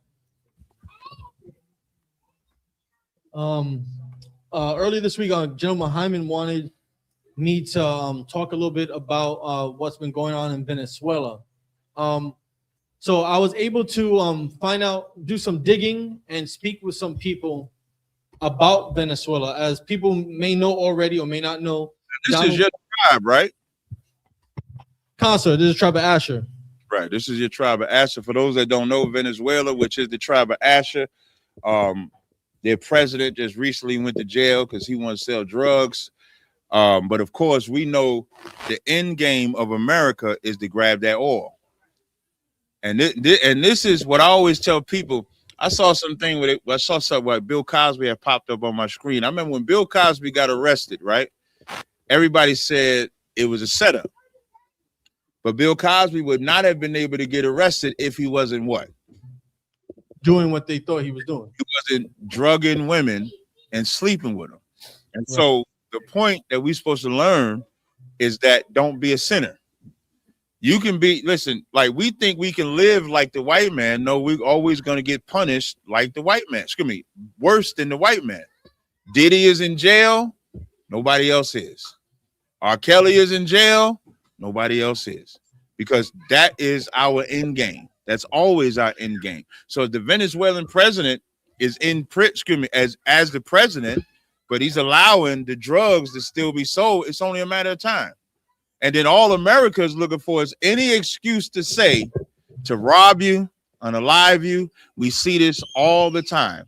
The minute you give them a window, they'll use it because the goal is to convince the peons, which is the people, that we had to arrest them because they're selling drugs in our community. Fentanyl, they treated fentanyl like fentanyl was weapons of mass destruction. And so the propaganda was to say fentanyl is coming from Venezuela. We got to lock the president up. And it just so happens we're going to take like 1.something billion of gallons of this oil that they got too. Right? So keep going, Ashagapan. Concert. So what I found was interesting was white Americans, from what I've been able to see on social media and see in person, Americans, many of them white Americans, have been protesting white Americans, liberals, and people that believe in the idea of socialism have been protesting against what Donald Trump has done. And they want they want the president Maduro to be released from custody and allowed to leave to go back to Venezuela, and that what was done to Venezuela and to him was illegal. We was done. Them coming in, dropping bombs, coming in with on Team 6, kidnapping him in the middle of the night and his wife, putting them on a jet all the way back to here in Brooklyn at the Federal Detention Center in Brooklyn, where he's currently at. So they are protesting that. But on the other side, I've been finding a lot of people who are Venezuelan that are rejoicing and are extremely happy and are praising Donald Trump for what he did to President Maduro, because according to them, he gave them liberty, or he freed them from the regime or the terror that they were experiencing under Maduro. Okay. So that made me wonder, well, it sounds like when people like to praise Abraham Lincoln for freeing the slaves. And so that made me want to go dig into the research. So what I found was, using a Google machine and everything, right? I found in the early 1900s, all the way up to 1980, that Venezuela was becoming a world power in terms of economic growth, in terms of social services, in terms of health. Once they found that they had all this oil reserve in their country, they started to become a superpower and started to help be part of the nations controlling the oil and the currency and economy behind oil. They were able to provide. Yes, sir. One question, and this for the question for the room. Is Trump the only president that was going after Venezuela? Wow. But that's the propaganda they'll have you believe. Right. This is an American way of life. You can find videos, I think I put it on my Facebook, where Obama, when he was in office, was talking about we got to get Venezuela. And it's always about the oil. It's always about some resource. When they talk about Africa, it's about a resource in Africa. So you got yeah. You see what they did in Libya? You ever see them pictures of Libya before? If you ever see pictures of Libya, what you gonna say, Sean? The before and after pictures is crazy. The before and after pictures is that when Libya was run by Gaddafi, Libya looked beautiful. Yeah. Soon as they unalive Libya, Gaddafi, and then they take over and put democracy in there, it looked like a wasteland. Like it looked like Isaiah 14 when it says that made the earth a wilderness. Like that's the so-called white man. He don't come and make anybody's culture better. He doesn't make anybody's way of life better.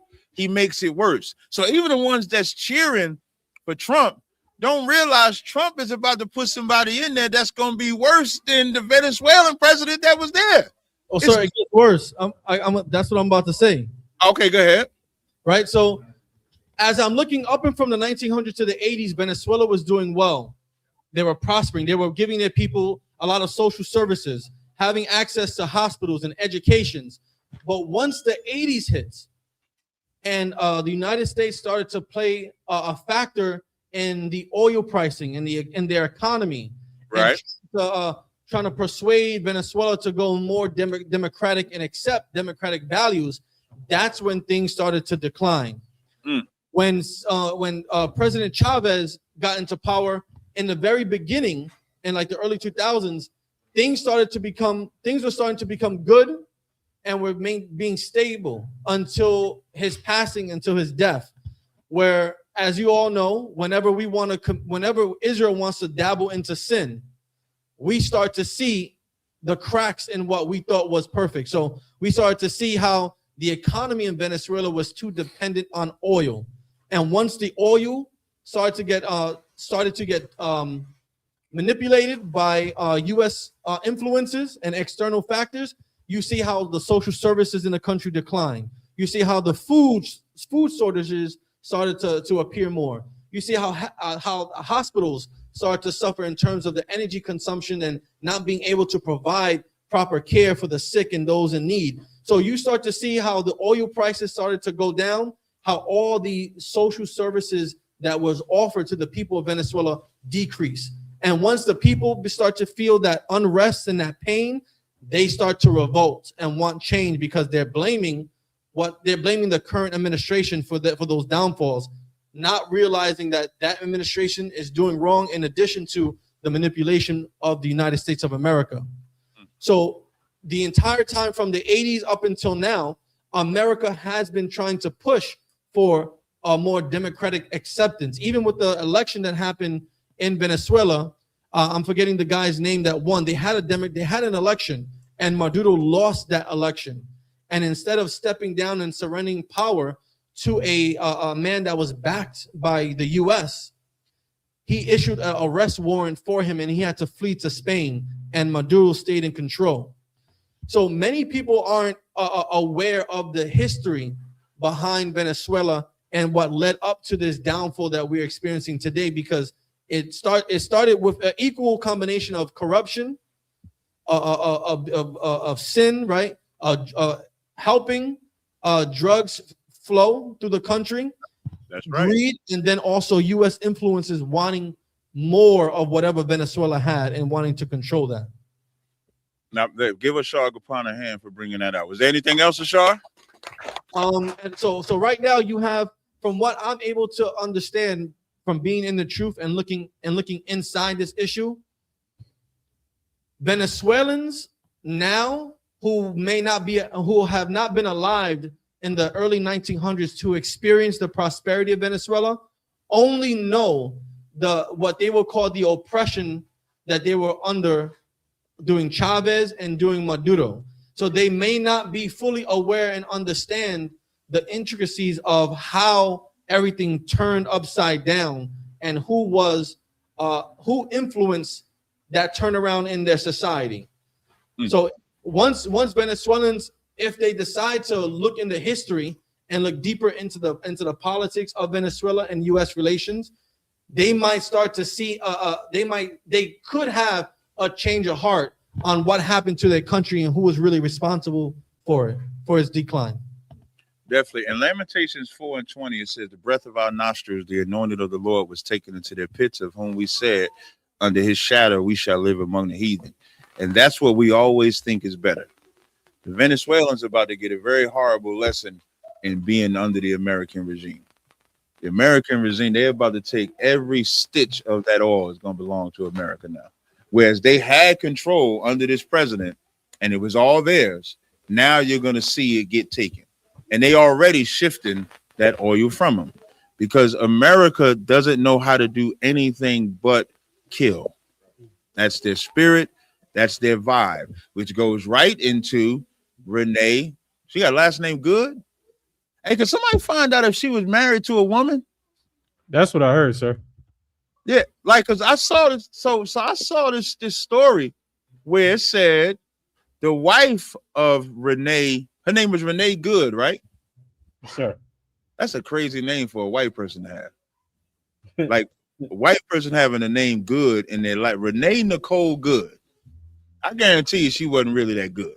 I guarantee she wasn't really that good.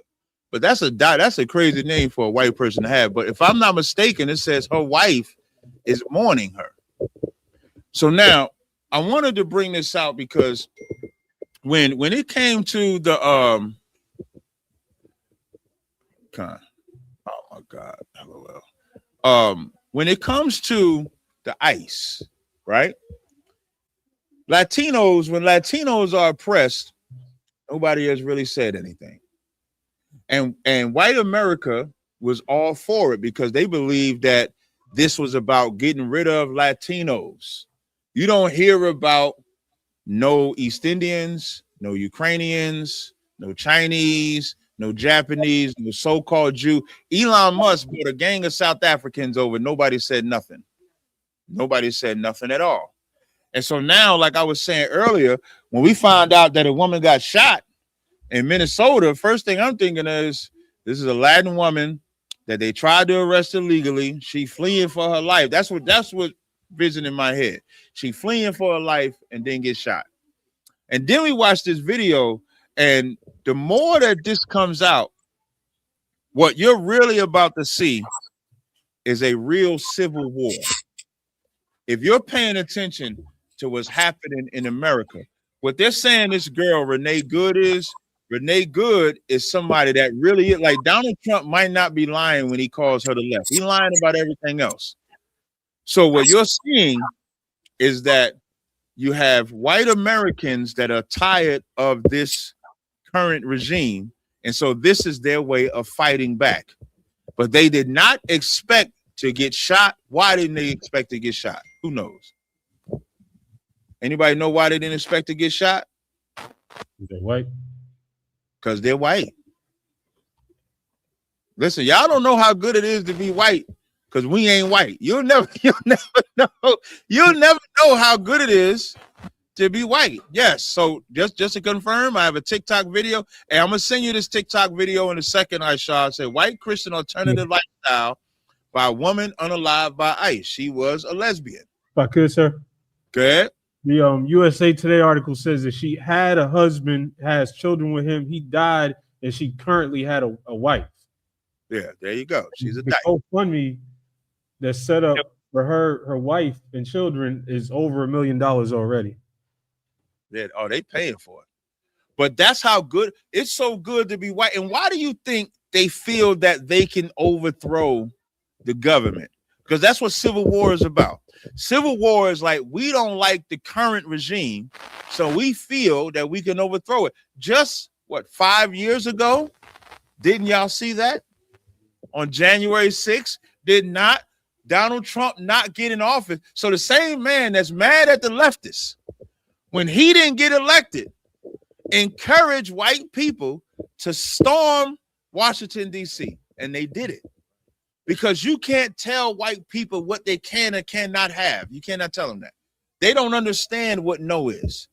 They only understand force. That's what they understand. And when it comes to this white woman getting unalive, this white woman getting unalive because when the white man wakes up in the morning, death is on his mind, even if it's one of his own. Did y'all saw the video, right? I ain't see the video. When you get a chance, look at the video. Renee, you ain't see the video? Renee Good is turned in the car. Would you like me to play the video, sir? Yes, you can play the video. We ain't gonna. They ain't got. Hey, IDR, is IDR here? Can you find him for me, please?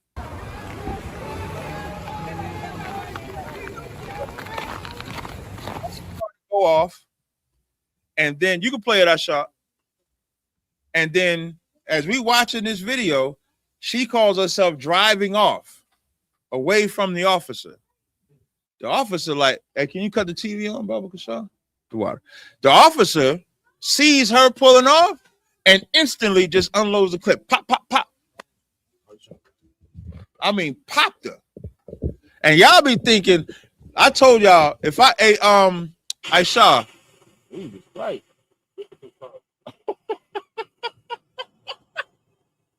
Out of y'all said, I came to disrupt the class. We're going to shut the classroom down. You got a remote? Can you find a remote? As I told you, I was doing this interview with these two white boys, and I told them how the white man does not love the white woman. But the white man will use racism to kill. Let's take a trip down history lane. Emmett Till, did he whistle at that woman? They still killed him. Rosewood, did a black man grape that woman, or did a white man beat her and she blamed it on the black man? And you know the crazy part?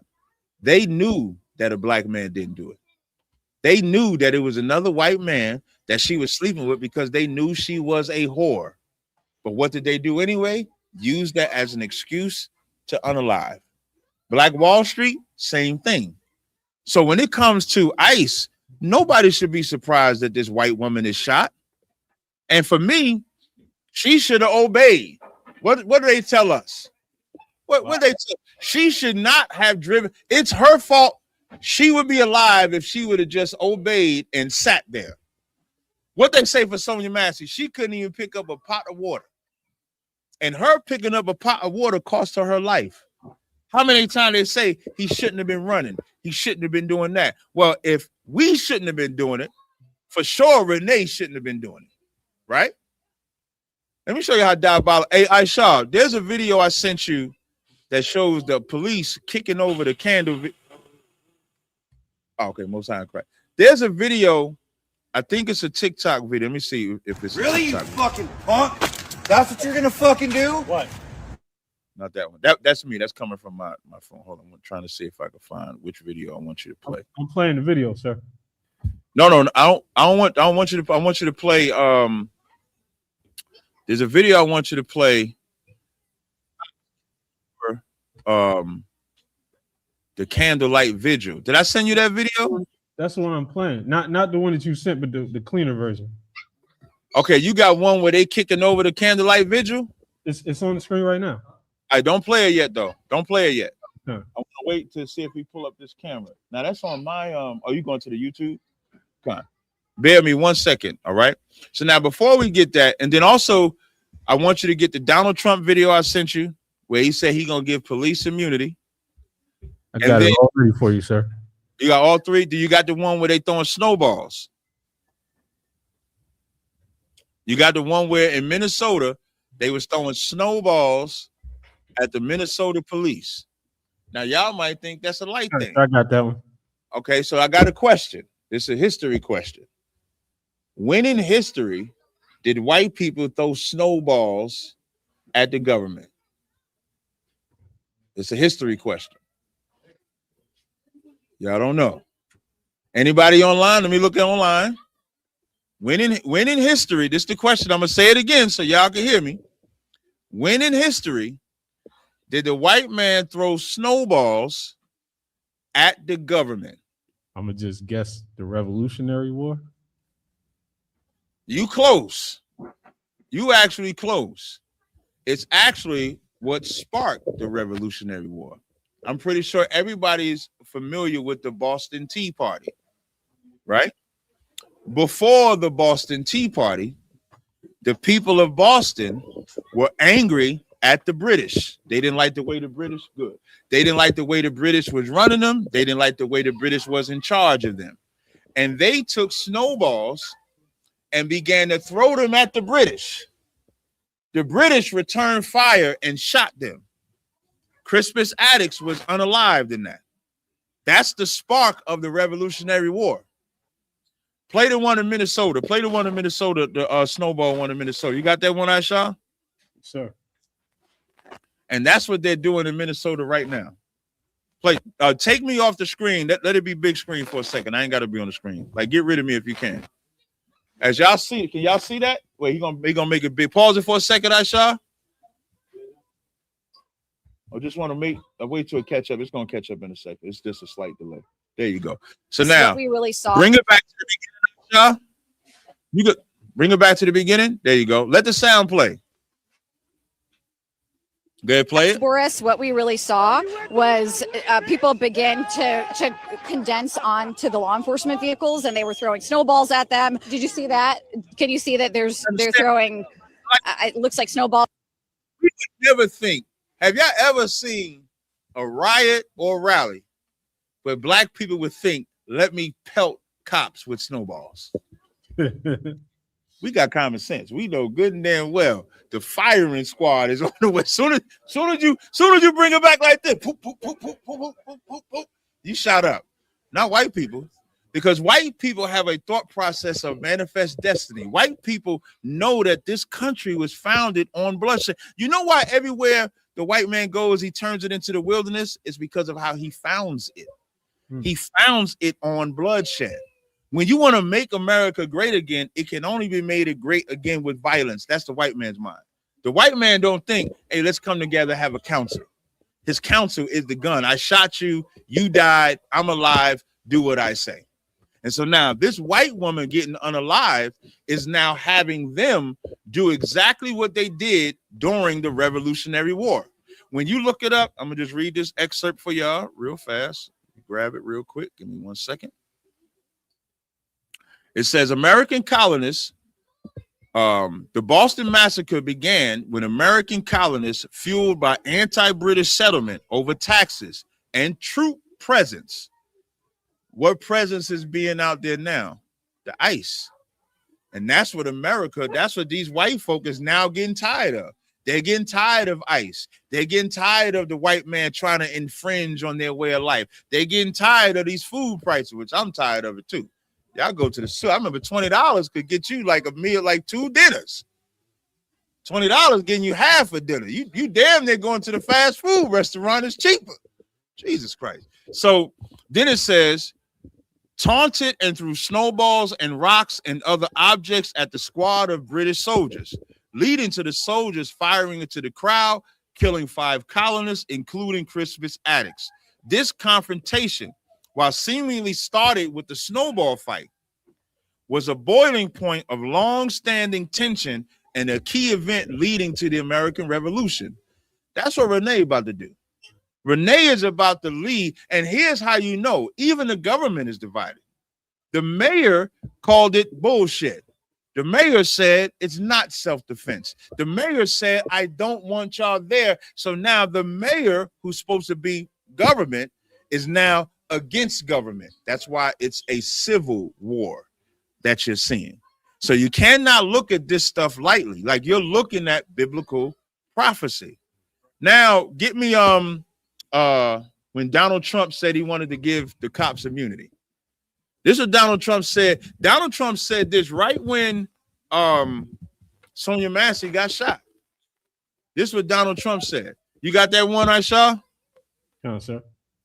Wait, before you play, don't play it yet. Don't play it yet because I want to let it catch up on the TV in here. I want to wait for it to catch up. All right. So I'm gonna slow down talking for a second. There we go. All right, you can play it now.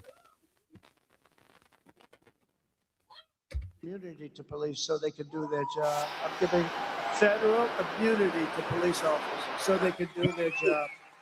He's going to give immunity. Permanent immunity so that they can do their job. When that shooting happened, Donald Trump didn't care that it was a white woman that got shot. Y'all be thinking the white man. I remember Paul Mooney said in his jokes one time, he said, y'all think the white man loved the white woman. He always got her sleeping with something strange. Beauty and the Beast got her sleeping with a lion. Only the white man would have his woman sleeping with an animal. A black man is not going to have his woman sleep with an animal. The white man does not love the white woman. He does not.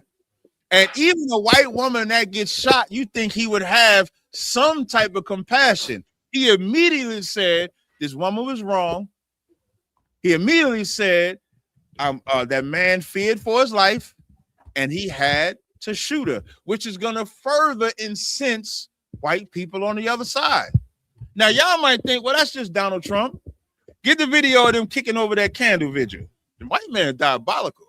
So white woman dies. White people gather around, put a little candle vigil. This is what the cop did to the candle. Hey, don't put me on the screen, I saw, because it looks better when the video is up there. There you go. Go ahead and play it. That's what you're gonna fucking do? What? What? What? What? Do you know what Back the fuck up. is that is for? Back up. What is that for? Back up. What is that for? Back up. What is that for? Back up. You're gonna push me? What is that for? Back up. What was that I don't for? give a fuck. You don't give a fuck about Back her? up. Bro, this is why we're here. Back up. They don't care nothing about that white woman. Who do they care about? They care about the badge that they stand with. They care about their government. So now you're seeing white people pick a side. That's what you're seeing. Y'all better pick a side. I better not see no black people out here having compassion for Renee. I ain't got no compassion for Renee. It's hard for me to have compassion for Renee when I've never seen. Remember when that white woman, that little black kid, I think he had autism or something like that, and he was in the park and she accused him of stealing. Mm-hmm. Called him nigga. That white woman raised almost hundreds of thousands of dollars on GoFundMe over of calling a little kid nigga. Same city, sir. You said what? That was in Minneapolis too. Man, that was in Minneapolis too. And then I can't have compassion for Renee because even her own people don't have compassion for Renee. If I'm looking at Renee the way that they look at us, Renee broke the law by speeding off. If you are told to stop, what are you supposed to do? You're supposed to obey what the cops say. If you disobey what the cops say and the cops shoot you, Lord be with you. Yeah, you border. Ain't that what they tell us? You're supposed to obey. That's exactly what you're supposed to do. You said what? Yeah, why you just don't listen? Why didn't you just listen? Under this kingdom, under this regime, it could only be wickedness. Under this regime, racism is the perfect excuse. There's a video when the levees broke in Louisiana. Do you know that there was white men that used the levees breaking as an excuse to unalive black people in Louisiana? You can look that up. Hold on, I think I got that video. I think I got this video. It might be in my history. In this get to safety. Say it again, Asha. While they were trying to get to safety. While they were trying to get to safety. And the white man is going to tell you, I'm about to email you this video. I'm going to tell you the minute marker to go to. Give me 1 second. Here's my email. Here we go. About to email this video to you right now, Aisha. Hold on. All right, I just sent the video to you. I'm going to tell you the minute marker to go to in 1 second. You're going to go to in 21 seconds. This is just to show you how violent in nature the white man is. The scriptures I want to give y'all, if you go, can somebody go to Ecclesiasticus chapter 10, verse 8? Somebody go there. A Wisdom of Solomon chapter 14, verse 22. Can somebody go to those two scriptures for me? Now, y'all familiar with Genesis 27 when it says, by the sword thou shalt live. That's what Esau was blessed with. And that's what you're going to see more of this. Here's the buildup that y'all got to pay attention to. Donald Trump wants to be the last president. Y'all do know that. He said that. One thing about Donald Trump, y'all be thinking he just talking and he's slow and he might be a little borderline. You can't say certain word, but he might be slow, right? But Donald Trump is extremely calculated. Donald Trump has to create the chaos. The only way that he can stay president is if there's some type of war, because you can't have an election to change president. You got to wait till the war's over. So he has to create chaos. And one thing the white man is good at is creating that chaos. The chaos of Venezuela, the chaos of ICE, the chaos of all these things is to make America so erratic that to change the regime right now would bring more chaos. That's him. You got the video I sent you, Aisha? Sir. Go to 1 minute. You gotta shrink me down again. Go to 1 minute and 21 seconds. I want y'all to hear. This is what they did during the time. Now, during the time of New Orleans, you got everybody in New Orleans Stadium, the football stadium, the Levees bus. It's nothing but poor people. This is what they did. Play it out. And Kathy says patrolled the point. This man, Paul Gleason, her neighbor, who spoke out 12 days after the storm hit. Did you have any problems with looters? Not anymore. Not anymore. Pause it for a second, I shot. You know where the remote at?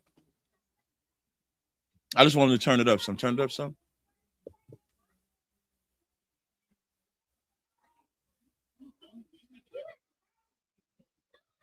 Yeah, you can keep going. I just wanted to turn it up. All right, I ain't gonna talk while they play. All right, Shaw, can you play it again from the beginning, from the 121? Kathy says patrolled the point. This man, Paul Gleason, her neighbor, who spoke out 12 days after the storm hit. Did you have any problems with looters? Not anymore. Not anymore. But you did. What happened? We shot them. How many people you shoot? 38. 38 people. What did you do with the bodies? You take them to? They're all dead. With a cup of red. We shot How many people you shoot? 38 people. 38. What did you do with the bodies? You take them to? They're all dead. Now, pause it, I Shaw. You heard what he said? You can turn it back down. Audio on mute. He said they gave all the bodies to the Coast Guard. Now, these are not cops. These are not officers. These are civilians that was able to unalive 38 black people and then give them to the Coast Guard. Coast Guard didn't arrest them because they all work in line together. That is America. America does nothing but kill. And racism is why Renee died. Think about this too. And Charlie Kirk, who ain't even alive no more, used to say that you're more likely to be killed by a black person than your own. But what we're seeing is their own is killing each other. You talk about, if anybody wanted to know if he was a false prophet, not only is he dead, everything he said, listen, they had plane crashes, 2 plane crashes. White people crashed the plane. I thought Charlie Kirk said When he get on a plane and you see a black person, he get nervous. I think they might need more black people. They just might. Before I end the class, I just want to get these two scriptures. Y'all got Ecclesiasticus 10 first, 10 and 8. If somebody could read that, Ecclesiasticus chapter 10. Aisha, you got it? Got you. We got it in the room. Is it on here? You said what? Okay, you got it? Grab the mic. We got it inside, Aisha. Mic check. So like Ecclesiasticus 10. Wait, let me make sure. I want you to start at verse 8. Give me 1 second. Start at verse 3. Read verse 3. I'm sorry. Start at verse 2. Salaki. Ecclesiasticus chapter 10, verse 2. Mm-hmm. All right. Chapter 10, verse 2.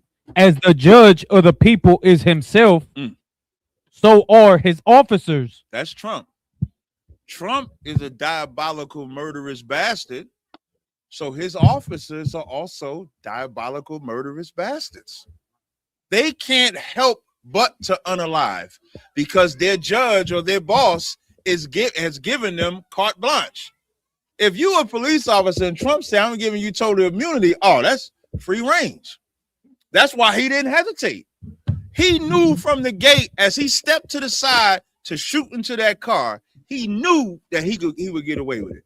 He knew that nothing would happen. And then as they shot and everybody is screaming, they didn't even let a doctor go tend to the body. They said, no, we got our own doctor coming and let the bitch die. Or they did her like a real black woman. They treated her like a real black woman. So it says soak that.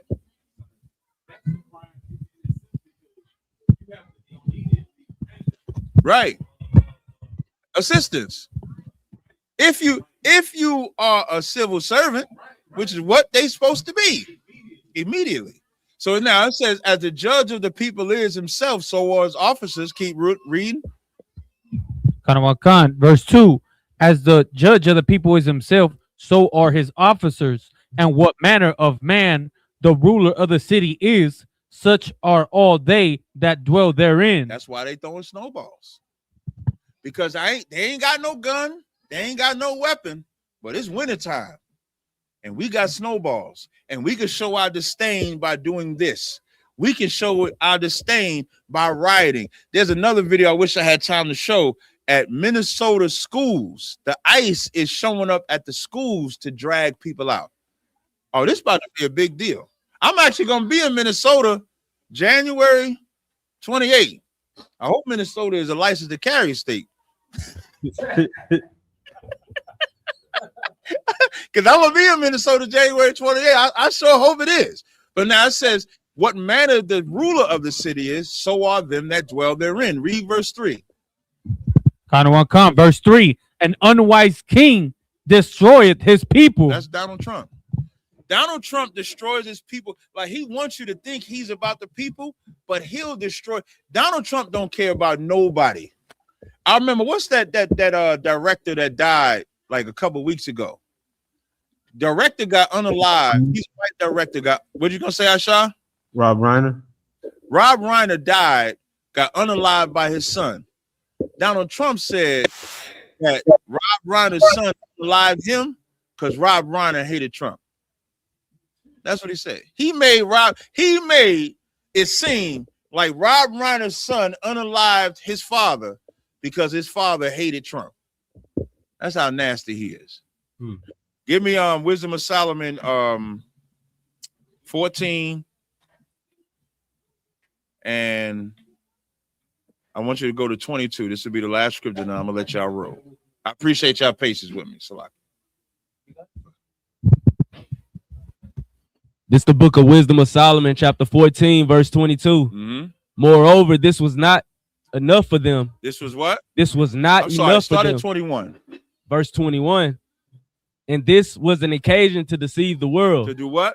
An occasion to deceive the world. That's Trump. That's this regime. This is their occasion to deceive the world. When you look at what they're doing with Venezuela, when you look at what they're doing in Africa, when you're looking at what they're doing with this immigration, this is their occasion to deceive the world. Make America great again.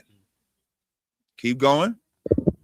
For men serving either calamity or tyranny did ascribe unto stones and stocks the incommunicable name. Read verse 22. Moreover, this was not enough for them, that they erred in the knowledge of God. Again. Say it again. Read that part again. Moreover, this was not enough for them. This was not enough for them. It was not enough for them to get Trump back in office. That's not enough. We got to work it to where he'll never get out of office. It's not enough for us to get the presidency. We got to get all the immigrants out. And the only immigrants they didn't want to get out is the ones that could work in hotels or the ones that could work in the fields. You notice when the hotels started complaining because they had a lot of illegals, when the field workers started complaining because they had a lot of illegals, Trump was willing to give temporary visas to them, but he's not willing to give temporary visas to anybody else. Moreover, this was not enough for them. Keep going. That they erred in the knowledge of God. Go ahead. But whereas they lived in great war of ignorance. They lived in what? In the great war of ignorance. That's this. What you're seeing now is the great war of ignorance. And not just ignorance from what the presidency is doing, the ignorance of what you're accepting. If you're for America, you're for the great war of ignorance. That's what you're for. If you're not for America, like us, we just watching these prophecies unfold. And as we watch these prophecies unfold, this is the time for you to gird up your loins like a man. If 2nd Ezra 69 says, for Esau is the end of the world and Jacob is the beginning that followeth, we're seeing Esau's kingdom end. It's now time to make sure we're ready to establish. That's why UPK is so militant. Everybody talk about we so militant. Without an army, what can you do? Commander Jenny Hanna said, defend the flock, feed the flock. So it's not enough to just feed us with the scriptures or feed us with physical food. What will you do to defend the flock? And that's what you have to be doing. Keep going. Those so great plagues called they peace. And the great plagues they call, like Renee getting killed. Donald Trump said, yeah, that's the leftists. We had to do that. Why do we have to do that? Because we're trying to get rid of the immigrants. This is how we establish peace. In their ignorance, in their plagues, they call that peace. All right, y'all, who's on guard? Who's on guard? Who's on Shamar? Oh. Who, Ron? He's talking about somebody. I passed the class to precinct officer Yacobai. Somebody got to end the class. Clap it up for the class.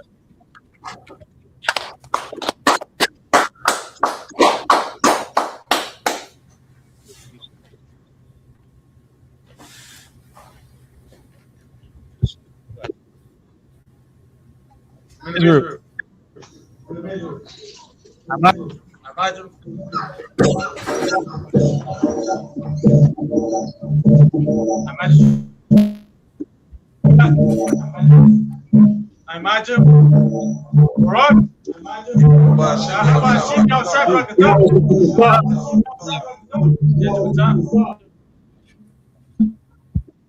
Sword. Salute to sisters.